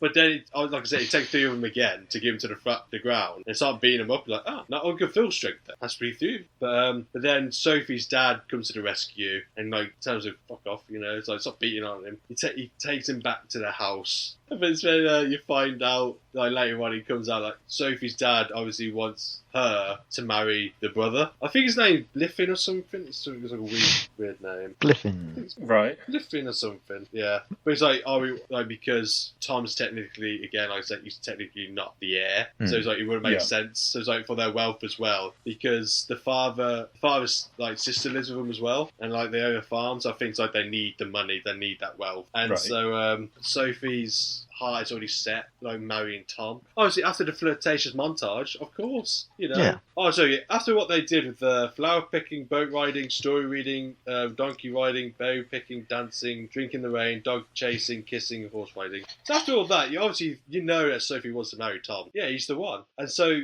her auntie. He's beginning to believe. Exactly. Tom Jones. My name is Neo. I am the one. I know Kung Fu. As they're starting to fight him, he's like, I know What the Kung Fu. devil And is they just Kung beat Fu? the shit out of him. Yeah. I know. Just rugby Horse tackling riding. dog pile. Her auntie kind of goes, "Oh yeah, we found the perfect man for you." So I'm like, "Oh, you have?" Like, goes, "Oh, they must know who it is." Like, yeah, I think it's like Belithil or something like that. It's like, why the fuck would I want to marry him? It's like, I'm not marrying him. It's like, you fucking are marrying him. Like, you need to. It's like, nah. It's absolutely not. And like, so Sophie just literally storms away from her. It's like, no, not doing it. It's like, oh. And then this, like, her auntie goes to her dad. It's like, yeah, she wants to marry Tom. Like, Tom? Like, no, no. And he literally, I swear to God, he just just goes that crazy. Sophie's nowhere near. But he's like, no, she's not marrying him. It just runs off. And like Sergio's like, you're not married, Tom Jones. Like, why? You get some good albums out of it. Like, why not? Come on, man. The royalties are coming. Get the platinum record. Come on, put that in your come on. Because Sophie's actually talking to Tom at the time. And then like the dad disappears like, Tom, get away from her, I'm gonna kill you. And she's like, I think you should go now. I was like, yeah. It's like, I think I should go now. The tutors are trying to convince the young, I'd say his dad, it's just got to be his dad, to expel him from the house. He was like, no. Just a bit that kind of makes me laugh. Because the uncle's like, I know he's been difficult, but I believe there's like, he's got goodness in him. He could do good. But then he realises I can't keep protecting him. So he kind of like talks to Tom the next scene and went, yeah, I'm letting you go. It's like, oh, Daddy stuck to his ground a bit. I'm not doing this anymore. So it's like, here's like £500 like note. It's like, here you go. Ooh, back then. When was the second? 1800s, 1700s? 18th century, yeah. That's a lot of money. Royalties, man. And like goes, there you go, off you pop. It's like, oh. But to be fair to Tom, he doesn't actually argue. He's like, okay, bye. I mean, to be fair, it sounded like he didn't want anything to do with inheritance in the first place. So as far as he's concerned, this is just like a lucky break getting the fuck out of Dodge. Exactly. He's like, well, it's like, okay, clearly I don't fit in here. So he just kind of like hugs everyone. He's like, bye. It's like, go through the gate. It's like, guess I'll be seeing you. And then, so he just kind of accepts it and goes into like, the real world, I guess. But I can't remember what happens in this scene, but I just wrote down, because Sophie's dad is like, I think because Sophie's not talking to him still, so he's kind of like drunk, laying in the hay. What was it? I was like, get out of my food, boy. Get out. I think I'm going to hit the hay, he says. That's my last. Face plants it. That's the last straw. But I just wrote, Sophie's dad is a menace, drunkenly falling over in hay, runs after Sophie with a pitchfork. Oh dear. Jesus. What? Did I say base? Honestly, because he picks up the pitchfork, he runs and falls into another pile of hay and went, oh, I guess he didn't see that right in front of him. Like, he just... I was going to say, it's like the bit in Chicken Run where like Rocky's trying to escape from a pie, but he just keeps falling from one pie into another pie, and then into another pie. Yeah. And there's just like 50 hay bales around. He's just going, no, I get you. Or it's like Sideshow Bob with all the rakes that just keep slamming him in the face. It's like he does like... Yeah, it's pretty much like the drunk dad's like, just keep tripping over. And then, so I think it's a fact because she just wasn't speaking to him, so he's like really angry still. And he's like, no, I'm not married to her, I'm not doing it. No, I'm not doing it. He's like, well, I'll get a pitchfork then. He's like, yeah, no. Fucking hell. Old school parenting, that's what you need. But as Tom is in the real world now, he just comes across these soldiers that are just on a march. He goes, oh, do you mind if I join you? He's like, yeah, I will go. I'm glad you joined me for the march. Like, he's a really social guy. He just joins soldiers on the march. Like, okay, fair enough.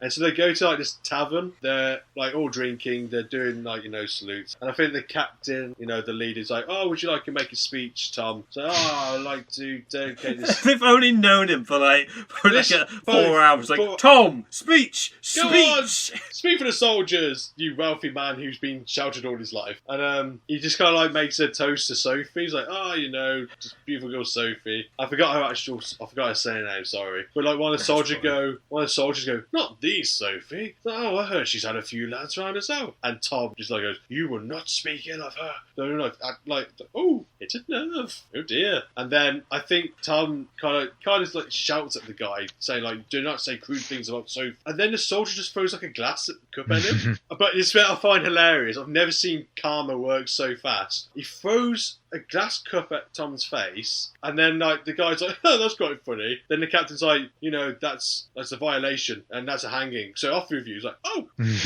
so that. They wasted no time back then. It's like, oh, no, here you go in the face, hanging. It's like, they just go outside and they just go past the horse. And he's like, you'll soon be hung like me.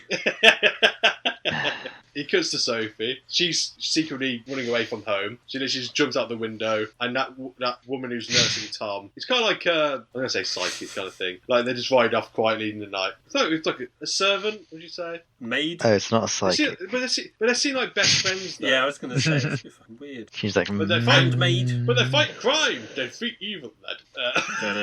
I heard psychic, like an Esper. I can move things with my mind. I'm detecting him, Tom. It's this way. That's a horse, Alice. It's got good senses. It's Like a the duo, horses, really. Tom is. It's like Batman, Robin, and Horseman. You know, the classic duo. Batman, Robin, generic horse. Generic horse. Eat hay, beware. Bat horse is a thing, I'm pretty sure. There is a bat horse. That sounds terrible. Yeah. There's a bat dog, there's a bat horse, and I think there's a couple of animals that are bat. It's all fucking weird.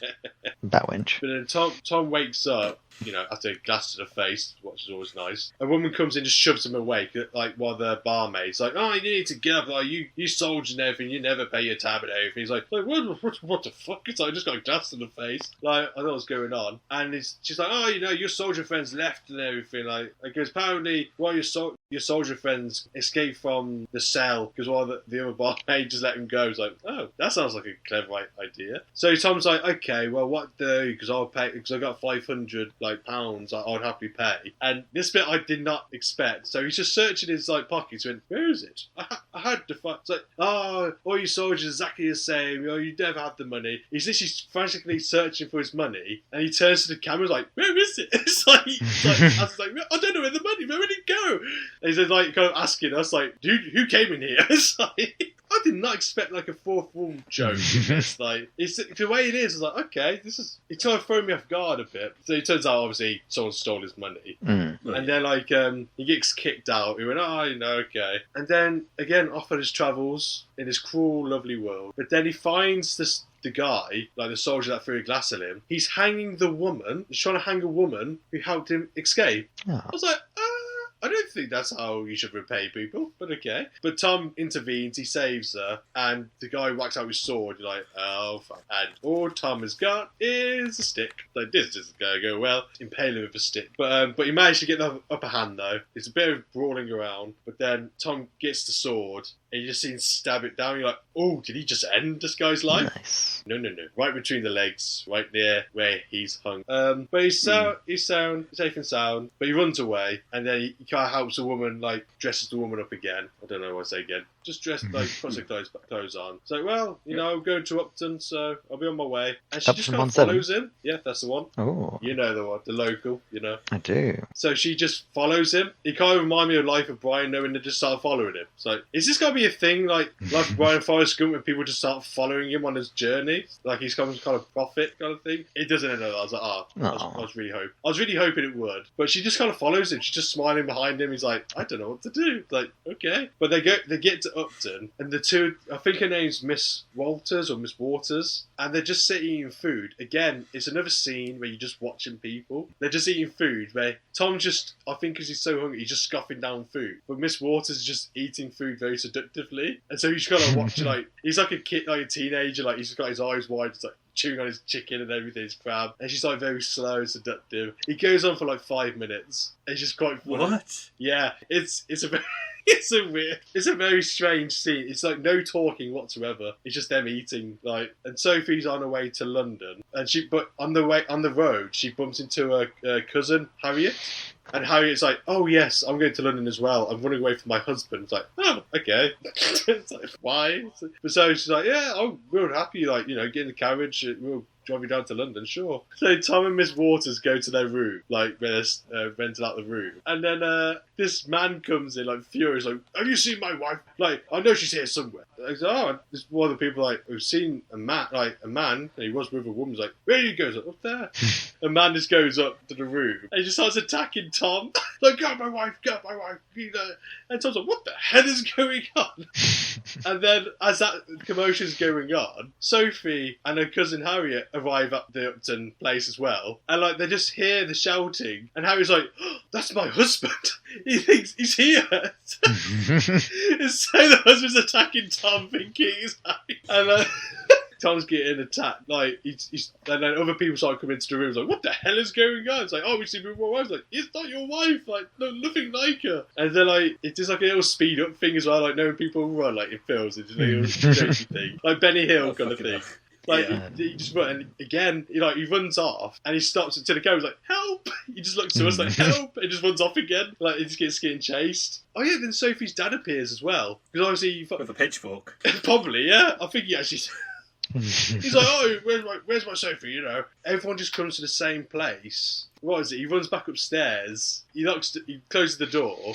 And he goes to Miss Waters and went, I must be off. He just jumps out the window like, okay. It's like, sure. And then, what was it? Well, everyone's like running off. Harriet's husband goes back into the room with Miss Waters. But he takes off his trousers and like puts out the candle. I'm like, I swear it's unless I did not see properly because of the pixels. It was great. I was like, if he's getting mad at someone for sleeping with his wife, why is he sleeping with her? I could be totally wrong. I'm sorry if I got that wrong. But I was like, is he just a narcissistic asshole? I think he might be. So he sleeps with Miss Waters, I think. I'm very certain he does. And then on their travels to London, because I think Sophie and Harry ran away. No, Sophie left her hat there, I think, by accident. So he knew she was there. So I think they're all on their way to London now. Sophie's auntie is in a carriage. And the poor man, there's a poor bloke. Yeah, the whole family's like looking for her. And like a poor man on a horse just has a gun. He stops the carriage. And the auntie's like, what the hell is going on? Surrender! It's like, what? It's like, give up. It's like, I'm not giving up. Just get out the way. It's like, oh, okay. They just ride past him. He's like, oh, worth a shot. It's like, and then Tom's like walking along the road. And then the poor man tries to like rob him as like Tom as well. What's going on? It's like, give him what you got. It's like, oh, okay. But then like Tom just gets the gun and like, yanks off the horse. Like, oh, and like Tom's just on top of him. He goes, oh no, I'm only just trying to get some money. It's not even loaded. It's like, why are you doing this then? And he's like, my life's gone pretty bad. I used to be a barber for a wealthy family, but then they expelled me because they thought I had a child with other wrenches. It's like Tom's like, father. And he just gives him a big kiss. It's just like no hesitation. It's like, oh my god, it's you. It's like the man's like, he goes, I will repay you. It's like, well, how are you gonna do that? He went, I'll be your servant. It's like, okay. It's like, sure. And so like they're walking to like this like town where it's filled with like really like poor people. And it's like, oh, it's really sweet then. The fact like I don't know, I thought it was like a really sweet moment. The fact he's kind of like finding his family and all that. And where the fuck is this going? Why? It's like a very happy thing, you know. He's found his dad. He used to be a barber. He got exiled. And now he found him. No, I mean the entire thing. Like, where the fuck is this going? I'm about to get to that. So yeah, they go to a town filled with very poor people. I was not what Tom's used to, but I think he kind of fits in. I think as he goes looking for Sophie, there's so many characters.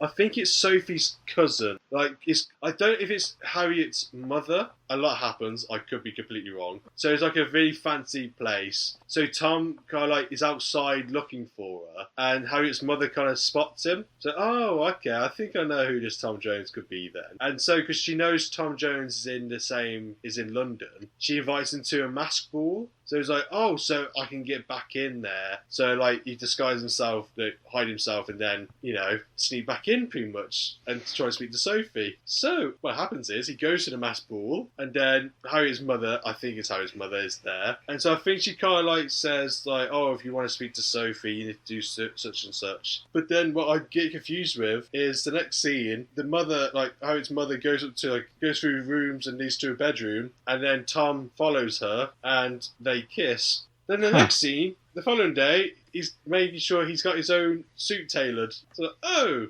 okay. So I'm guessing she's kind of like bringing him in, like herself, like, getting like a proper suit, make him look the part. I think they do sleep with each other. They do. Yeah. Tom sleeps with, I think her name is, I thought it was called Mrs. Patrick. I thought that's her name. So I'm going to call Miss Patrick. I could be dead wrong. Because I think she comes to visit him. And then, because that was it, because Sophie's sidekick, best friend, she delivers a letter to Tom. I think it's about what Sophie's written. And then Miss Patrick comes to his room. So he kind of hides Sophie's friend. And he just ends up kissing Miss Patrick. And he's kind of like signaling like a friend like, get the fuck out. It's like, this is a distraction, go. So, oh, okay, so she's got a kiss and that's it. No, the next shot, they're just in bed together. I'm like, I'm really confused what's going on right now. But what I found funny in this scene, though, he tries to look at what Sophie's written, but then Miss Patrick kind of like leans over, like, oh, he puts his arm, he's hiding the letter still. He puts it behind her, he's like, oh, hi. And he's just like trying to like peek over. It's like, yeah, that's great, yeah. It's like kissing again. It's like, yeah, he's just trying to angle like the letter where you can read it still. I thought that was quite funny. Still confused with what's going on though. But I thought that's fair. I think it's quite funny, like visual humour. Oh, this bit, this is out of pocket. So Miss Patrick has got his name, I think it's like Lord Benedict or something, is round, and he comes very infatuated with Sophie. The Lord's like, oh, you know, she's not interested in me. Like, I've tried, you know, but she doesn't seem to be interested in me. Oh, I'm not joking. Miss Patrick goes, oh, have you ever heard of a thing called rape? I was like, What? I was like, I'm sorry, is he suggesting that he does this? Because I think it's one of those, she kind of says, oh, you know what they say. At first they don't like it, then they come quite submissive kind of thing. Like, I was like, this is just taking a very dark turn. Very dark turn. She just suggested that. Like, I guess it's kind of showing the wealth of them, like the power like they have, like they don't care. But then like Jesus. But then Tom's talking to his dad about Miss Patrick. I think Tom's getting worried, like, oh, I think she's getting serious. Like, I think she wants a bit more from this relationship. So the dad, like his real dad, goes, oh, why don't you play her own game and go, oh, I want to get married? Because then you never know, you might get her riches and stuff. But you never know, like she'd probably back off then. And so Tom writes her a letter saying how much he would love to marry her, like, you know, like he proposes a marriage. That's never going to go well. You predicted it. Miss Patrick uses that letter and gives it to Sophie. He's like, oh, no! So she's kind of like planning this. Like, she doesn't want Tom to obviously marry Sophie. Like, again, because I don't think because he's royalty, he's nothing. Then the next scene is Sophie's alone, reading, and then the Lord appears. Lord Benedict, sorry. But he comes in, I was like, this is not going to go well, is it? He's got flowers, and after the discussion they just had, oh dear. You got flowers in one hand and chloroform in the other. Like, hello, dear. You guessed it, but smells like flowers. There you go. And like, she tries to run away, and like, he goes, oh, come on, like, give me a chance. And he literally just pins her to the floor. I'm like, oh, no. But there's also another scream coming from Sophie's dad. He's like, gah! It's like, oh, okay, he doesn't have a pitchfork this time, but yeah, he's here. He kicks him off, right? He like gets him up. And then the Lord had the balls to go, how excited would you be, like, if I was your new, son-in-law? It's like, well, you're making a great first impression. It's like, yeah, great. It's like, well done. And so, like, the dad's like, no. He just literally picks up, like, Sophie, just lunges, like, over her back, just walks off. You're like, okay. I mean, at least he's out of harm's way, I guess. So, he's just being a good dad. That's the main thing. Being a good dad. And then, so Tom goes to Harriet. So he actually goes, because he finds out that Sophie writes him a letter saying, I don't want to see you again. You proposed marriage to, like, my family member. Like, I don't want to speak to you ever again. And so he goes to Harriet, like, Sophie's cousin. So he needs to, like, try and find a way, like, there's been a misunderstanding. And that time I said I wanted to marry you, I wasn't actually serious. It was a mistake. You misinterpreted it. It's such a joke. It's a prank, bro. Look, there's cameras there. There's a prank, bro. It's like, and then, what the fuck is the camera? It's very far ahead of its time for 1963, that's for sure. Like, look, it predicted the rise of YouTube pranksters by 70 years. There's the Polaroid there. It's like, Polaroids, man. You've been punked. You've been peasant. You've been brigand. You've been brigand. You've been barbarian.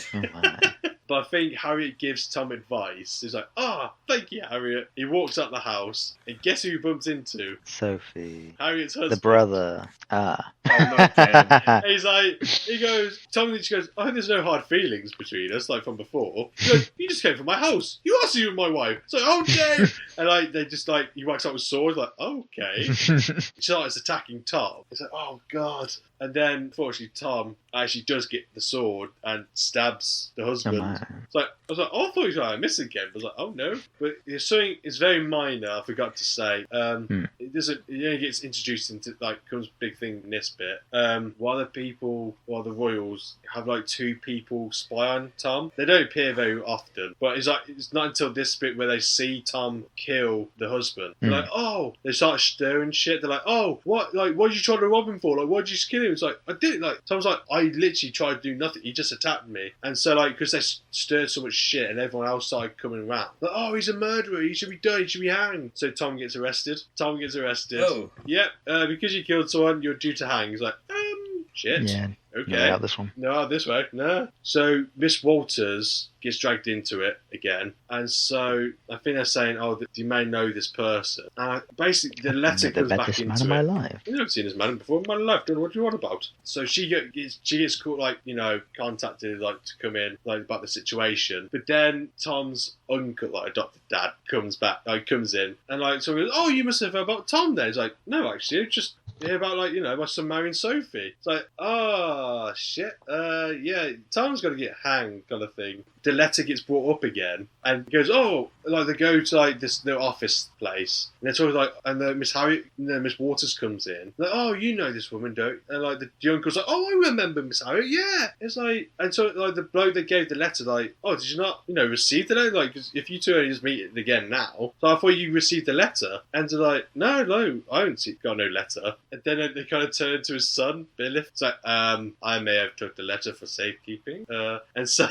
Oh, sorry, because, yeah, my brain's just trying to remember, because so much happens in this last bit. It's Tom's real dad that gets into contact with Miss Waters, because, obviously, she was the wench from the beginning and he was the barber. Because, Tom is going to get hanged. And so then, like, that's where, like, coincidentally, the uncle comes in and Belif. So it all kind of comes together. And so, like, the dad and this old woman stand outside the door while they're talking, like, we're having a go. But again, it's in this bit where they're having a discussion, you don't hear anything. It's the best way I could describe it. It's instead of them just, like, standing there awkwardly, just you're hearing, like, arguments. It does, like, the stop motion with, like it's like pictures. You know, like, Only Fools and Horses, like the opening with each character, like, right. They do, like, actions and all that, but it's very stop motion. They do that. Yeah. So, like, they're listening, then they're standing up doing something, then they're doing something different. I'm like, this is such a bizarre way for, like, exposition without no exposition. Like, it's like it should be like a really boring scene, but the fact they're doing, like, really stupid stuff as like they're talking on the other side of the door. That's quite funny, actually. I like that. It's very quirky. So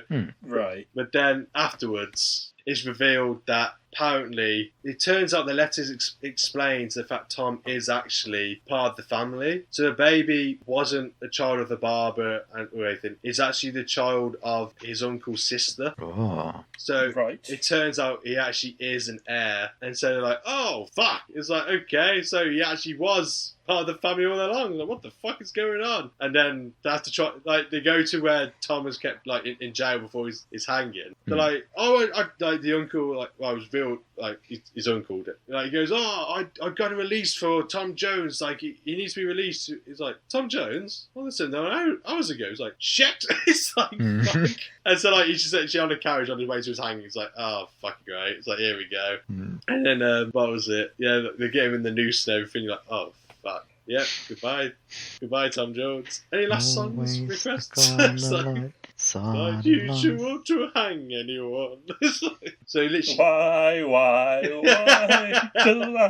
what's a pussycat? Whoa. But then they kick the support thing underneath him, and he's hanging. You're like, oh fuck! He's like, here we go. But then Sophie's dad comes to the rescue and cuts him loose and puts him over his horse, and he just rides off. Like, I think I put him over the shoulder like I did Sophie earlier.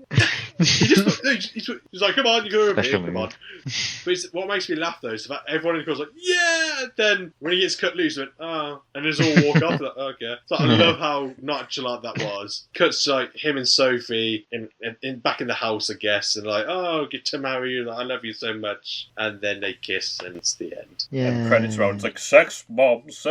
You're my sex bomb. Sophie, you're my sex bomb. And you've got a storybook being closed, and it's revealed that the narrator's been the horse along. And that was Tom Jones. I did forget to mention this, but it's rather, it's not. It's like it actually had narration in it. It felt like kind of Dr. Zeus, but with classical stuff. But whenever he spoke, I went, I don't know what the fuck you're trying to say. He got really annoying after a while. But I don't really care what he's saying. I've just ignored. Like they can't explain it anyway. It's like you don't really need to be here, to be honest. Like they're just explaining everything. But there you go. Did you have a favourite character? I'd have to say Sophie's dad. It just has to be. He's absolutely unhinged, drunk, shouting, chased. He just runs off with a pitchfork. You're like, this guy's insane. I love it. He's just absolute menace. Did you have a character you hate? That's a good question. Definitely his brother. He's just such a snobby bastard. Hate him. I say just hate him. Which is enough. Which is a good thing by the actor. He did a very good job. Would you recommend it to anybody? I would.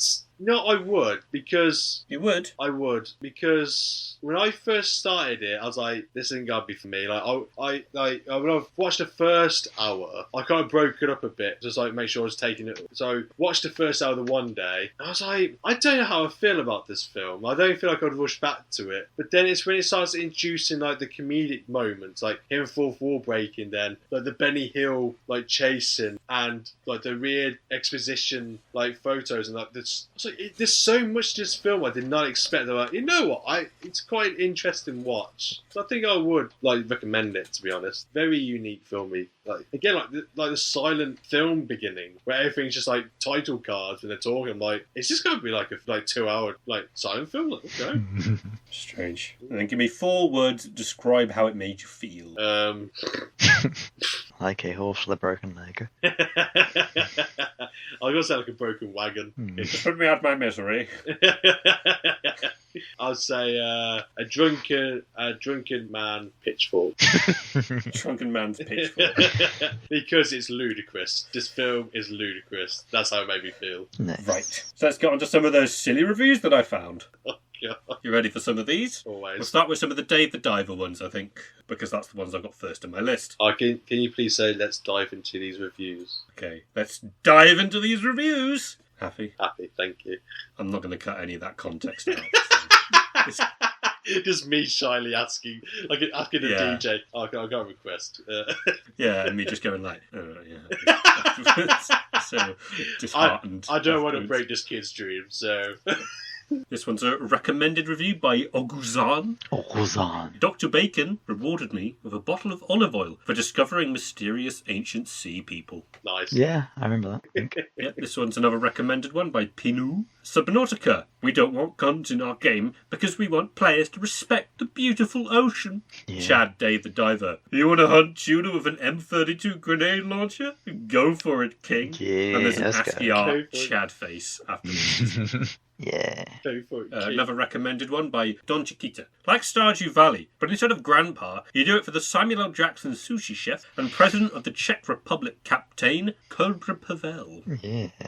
Yeah. This one's a not recommended by Billy Penix. Penix. I am an overweight, bearded professional scuba diver, and I was so happy about the representation in this game, but it's not. Dave's only personality is that he's fat and he eats. The scuba research they did for this game was 0. Divers don't breathe O2, they breathe regular air. At 10 metres below the water, pure O2 becomes deadly. Also the animals, they didn't do any research on. Blowfish are poisonous, not toxic. Touching a blowfish doesn't hurt. A lionfish or scorpionfish does, but they tend to be bottom dwellers. This game is the exact opposite of what I was hoping for. Well, lucky for I'm the real-life version of Dave the Diver, and we'll go do this for real now. SMH. It bears repeating. SMH. 3 exclamators follow. Nice. Well, I for one agree with my fat diver friend here. This next one's just by CB, recommended. I found a jar of mayonnaise 60 metres under the sea.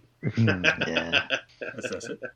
What a find. It's another recommended by R. Teshi. Dave the Diver, can we fish it? Dave the Diver. No, we don't have enough space in our inventory. Yeah.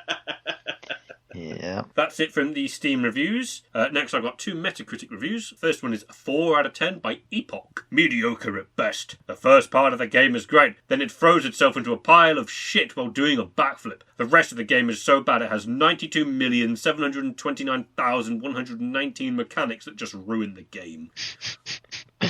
Huh. We played them in the first part of the end, like the first mission, before they start throwing mechanics at you. Yeah, or 5 apparently. minutes or whatever of it.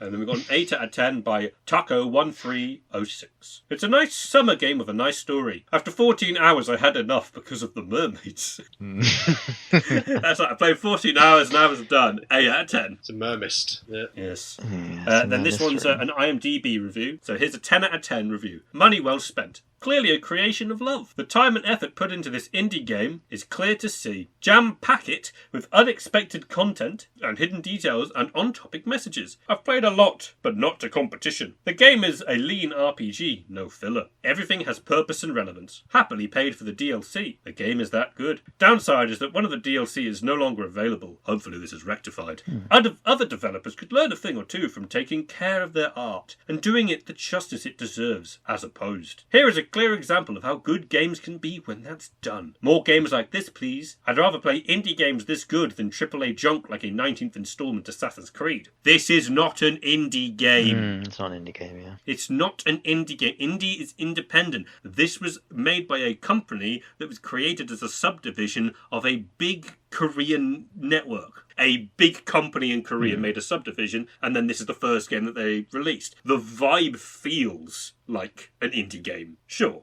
but it isn't. This is a big budget game, and a lot of people have just assumed it's an indie game because of the vibes and the style, because not that many big budget games do as much pixel art, I think is why. I just wanted to make that clear. It's just something that annoys me a bit, is all. And that was a review by Jim and McDonald 26442. And I got one more review, which is, I've played this game for 40 hours, and I don't know what to say, but my screenshots for this game include... Sorry, I played this game for 40 hours and I don't know what to say. Yeah. 50 people found that useful. Yeah. My screenshots for this game include a baby mama whale reunited, concerned baby squid in the dark, riding the manatee in the sea people village, and fireworks in the shape of a very phallic cucumber. Nice. Good game, although fighting the bosses was a pain in the ass. I assume that Sam might quite like it, as it's kind of Souls-like. Yeah. Oh, So that was a review from Rosie. Oh, there's... I only did one boss. And it was nice enough. Whatever freaked me out. There's like, I don't know, Sam's playing it. Ah. Yes. Yes. That reminded me, you can do, when you're fighting sharks, right, they give you like a rush attack, which you can like quick time dodge, I think. And then you get the chance to do a fall-off attack, which is where a Dave just like swims up close to it and like fucking stabs it in the face. It's very funny. Yeah. Well, now I'll go to the Tom Jones reviews. We're going to start with the IMDb's. First one, 1 out of 10 by Loco Cactus. How did this movie win Best Picture? It must have been a very sorry year for movies if this horrible movie won Best Picture. Cleopatra was not the greatest epic ever made, but it is a heck of a lot better than this boring movie. I honestly tried to enjoy this movie, but it was just so boring. And they tried to pass this off as comedy. I can see women enjoying this movie because of the romance factor, and maybe in 1963 that was what was popular. I cannot blame the love affair with this movie on drugs, because the flower generation was still a few years in the future. Maybe movies like this one sped up on the quest for drugs. Honestly, I'm as baffled as to the allure of this movie. I just do not get it. There's a good old reviewer there, just there like, this must be a woman's movie, lol. Let's go. It's a more classic take on 50 Shades of Grey, I guess. Yeah. So here's an 8 out of 10 movie. 8 out of 10 movie. 8 out of 10 review by Weebick. I fell off my chair while my mother claims this is a guy movie. Really? I'm getting conflicting reports. I'm not a guy. I find it one of the funniest, most charming movies ever made. The narration, music, and just plain spunky tone of this movie makes it a unique piece. You really do have to see it to understand what it's all about, like most movies. So, you just have to watch it. Yeah, thanks for that. Yeah, I highly recommend this movie, as well as the book, which was published in 1749, but is just as funny today and highly readable, not quaint at all. Next up, we got another review, which is 1 out of 10. Don't know what the fuss was all about. 37 years, I've heard the name Tom Jones, because he's a famous singer. People aren't talking about the same thing. The title comes up a lot in review books, commentaries, and I finally watched the movie, and boy was I disappointed. I almost felt like I was watching a college final thesis movie. What's bad? I don't understand dialogue. Been there, done that. Plot. Horrible cinematography and hype. Redeeming qualities. Albert Finney looks his best. He's never been more handsome in a role. Susanna York, also beautiful. Great costumes and some authentic, realistic scenes. Overall, I could not wait for the movie to end. Well, let me just go through all the cast. Yeah. Watch it on TV, but don't purchase this one unless it's on a used VHS rack for 99 cents. That was by Joanna Lamond. I love how you did a whole cockney. He's like, Joanna. Yeah, I didn't realise that until the end. This next review, 3 out of 10. Complete crap. I've attempted to watch this Oscar winner a number of times and have not gotten through the entire movie. This is a mess. Dialogue, undecipherable. No plot. Little in the way of characterization. It is a series of pointless scenes leading to nothing. I will say that it foreshadows a great deal of pointless, mindless, messy, drug-addled, swinging 60s films that followed it. I refer to Casino Royale, the last part of What's New Pussycat, and Rowan and Martin's Laughing. I suppose at the time it seemed revolutionary and rebellious. But like many a 60s extravagance, it now appears to be nothing but self-indulgent, senseless garbage. Oh, and why was Molly hanging out in the woods? Because she's a trap. That review was by Tash Tygo. Next we're on to some letterbox reviews and... Okay, let's get ready. 1.5 stars by Andrew. How did this win Best Picture one year after Lawrence of Arabia? There are a lot of reasons I really dislike this movie, but one of the biggest is that Tom was so desperate to get away from the sugar mommy MILF that was obsessed with him. Crazy work. This one's a review by Logan Dance. 5-star review. By far the most English movie I have ever seen. God had his eye on that son of a whore Tom Jones. Had to hold back my tears when he got hung, but thankfully he got the girl. A masterpiece. Hanged. Yes. Use the 10th to rate, bitch. And then there's another 5 stars by David Bluffband. Barry Lyndon, but make it Austin Powers, baby. Where's Tom's pussy? Here, puss, puss, puss. That's what it says. I want to believe That's- Rhys. I want to believe Rhys wrote that, but then it's like, oh, that's someone else. That wasn't me. Still a reaction like, I no, see. that's what they wrote. That's unusual. It's 5 stars by Savenitals. Pour one out for the mega virgins on here who don't appreciate this film. Sorry, you'll never understand what it's like to be a lusty swain. Swain. Yeah, that's what it says. Lusty swine. Swain Dibley. Indeed. It's a 5-star review by The Chocolate Bar Thomist, 98. I'm interested. Music insane balls, but ew! Why was this made? All of these actors are fucking dead! It's like, it's almost like they were alive before they died. It's like saying, what's the point of filming anything when you know you're going to die? What's the point? Yeah. She's like, okay. No, I was going to say, what's the point of wiping this review if you're going to die soon, so what's the point? Yeah, you hear that? The Chocolate Bar Thomist, 98. He's probably One of our people on this podcast is starting a beef with you. Yeah, I'll consume you, you chocolate bastard. Thank you. I'll make a fondue out of you. Put a bounty on you. Fucking hell. We'll be in a galaxy of trouble. Get me snickering when I'm done with you. I'll be celebrating when you're gone. You know, you'll be called heroes for getting rid of Oh, you. there you go. Preempted me. Yeah. So here's the review by Nelson on 97 then. Fuck all of you. Yeah. Tony Richardson, shitposting world champion, Yeah. 1963. Utterly unhinged and maniacally chaotic. Tom Jones must have felt like a revolution when it was released in 63. It's freewheeling and gleefully sensual. Gives zero fucks about maintaining the fourth wall. Tom literally turns to the camera and asks us if we saw a character rob him while he was sleeping. And you can see the DNA of many films that came afterwards in every scene of it. Albert Finney really shows off his skills by taking a character that, on paper, sounds like an absolute ass clown and making him immensely charming. This thing is a riot and absolutely, positively, rightfully earned that Best Picture award. Fuck you! Fuck all of you. Fuck all of you. The fuck you is in the review as well at the end. Oh, is that how it ends it? Fuck you. Yeah, that's how it ends. So who'd like to start? Do you want to start with Tom Jones or do you want to start with Dave the Diver? Is this a summary? Let's go, Dave. You're that's 15. Let's- Dave the Diver first or? Yeah. Sure.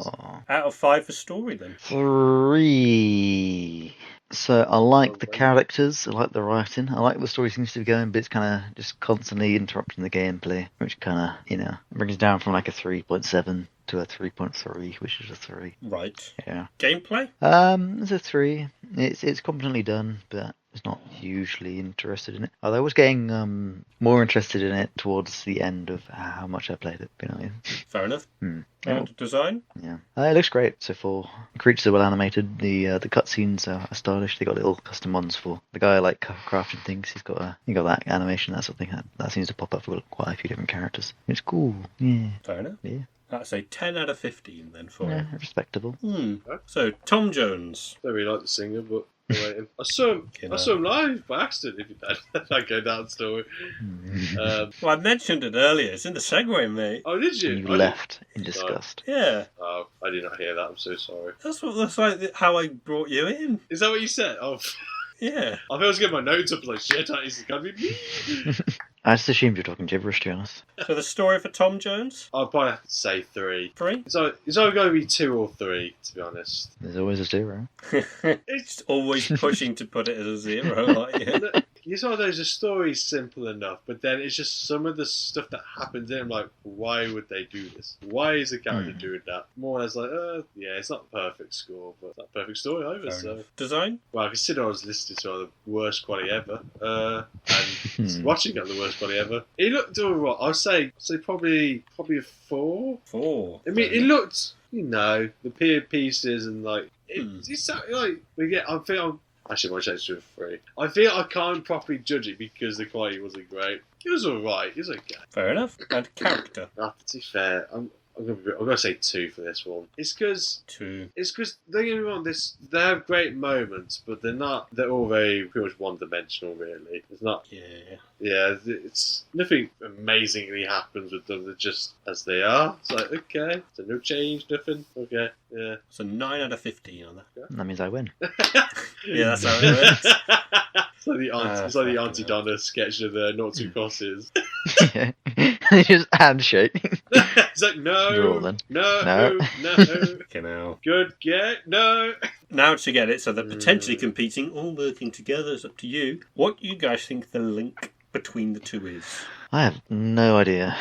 There's no diving in Tom Jones' 1963 film, so there's no fish in it, from what I've heard. I think there's one moment where the character gets pushed into, like, his brother gets pushed into the river, but that's pretty much it. Like... There we have it. Someone goes swimming. That is unfortunately not the case. Someone got wet! It's a connection. I'll say the connection is less to do with Content. the content and more to do with what happened as a result of it coming out. It won an award, and so did the other one. The other one didn't win. Yeah, well, like an Oscar. Well, yeah, Tom Jones did. You've got to figure out what the award is now. You are correct. Best cinematography. Best soundtrack. No, it's the type of award that they both won. Type of award. Golden Raspberry. That wasn't around by then, I imagine. Golden Raspberry. Probably not. Is it like... The Golden Raspberry is a very old institute that's existed since films began. The first film, we were like, this is terrible, so we gave Golden Raspberry to it because it's an awful film. We hate this. They just bust into the house of the guy who invented the first motion camera. It's just a picture of, like, I don't know, his wife walking up and down or something. Cheating on me. It's terrible. Here's a terrible awful award. acting. Never tried again. Review said that they won like the best picture. Like, yes. It's not an Oscar, but it is quite a prestigious award. What else is there? Like best directed? I don't know. No, it's not a specific one. It's not a category. It's Guinness. the award it was given. Guinness World Record. Nope. That would be fun. The The bluest Razzie game. Award. What other awards are there? BAFTA? BAFTA, did you say just then? Nomination? What's a BAFTA anyway? BAFTA? Yep, it's BAFTA. Oh, well, What? They both won BAFTAs. Foley said that. Oh, did you say BAFTA? Oh, I missed that. Just I'm sorry, fairly my quietly. apologies. This whole game's rigged. I don't like it. I think you said BAFTA. So technically, No, don't. You're twisted. I said BAFTA, you liar. But yeah, in that case, Foley, you are correct. They both won BAFTAs. It's where you actually What's play BAFTA? it and actually go, BAFTA. No. you just wanted a bath. You're just very good. You win. A wash. Congratulations. You're just considering what you're doing afterwards. I'll have a bath after this. Yes, you're correct, Foley. What? Oh, dear. Just see yourself. Have a bath after. Oh no. Yes, that's exactly what I said. I need a shower. It's right. It is an Oscar. It's like, what? The little Google preview for BAFTA.org is 2025 BAFTA Film Awards winner. See who won David Tennant. See what? Okay, yeah. I They love- won David Tennant. They're like, Yeah. they've got ownership over him for a I weekend. guess so. Is what it is. Yeah. The greatest surprises. Yeah. So Yes. wait. So the other game. I never heard of a game winning a BAFTA. Yes, BAFTAs do encompass video games as well now. Ah. Apparently, Dave the Diver won 2024 for game design. And I think that Tom Jones, it was probably Best Picture for the BAFTA, I believe. It was also game design. Yeah, it was also for game design back in 1963. Can I just say I love the fact you made us watch, you made us like play a game and watch a film that are best BAFTAs. Me and Sam said the complete opposite. I don't know what's bad, just, whatever. Yeah, you didn't say it was bad. You just said it was okay. Yeah.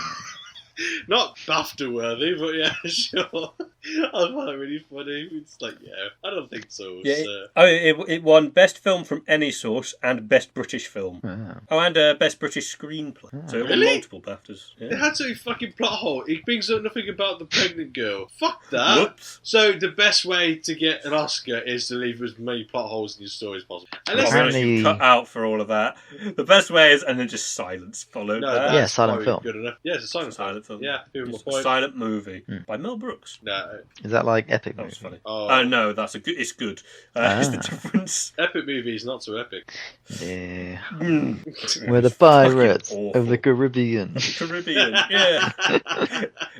It's terrible, but Yeah. that is genuinely the Pirates of the Caribbean bit. I do actually quote quite a bit. Like anytime Pirates of the Caribbean is brought up, I always go, "We're the pirates of the Caribbean."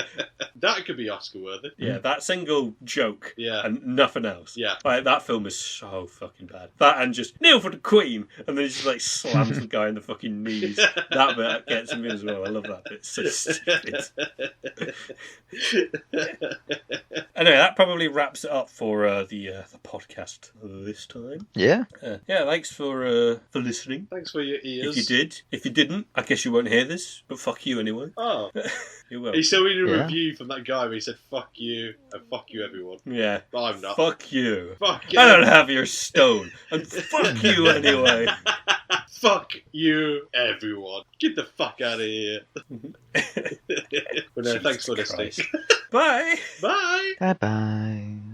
Thanks for watching the Janky-B-Cast. You can find Foley at his YouTube channel, Dopey Mr. Foley, and Sam at his house, The Blue Hole.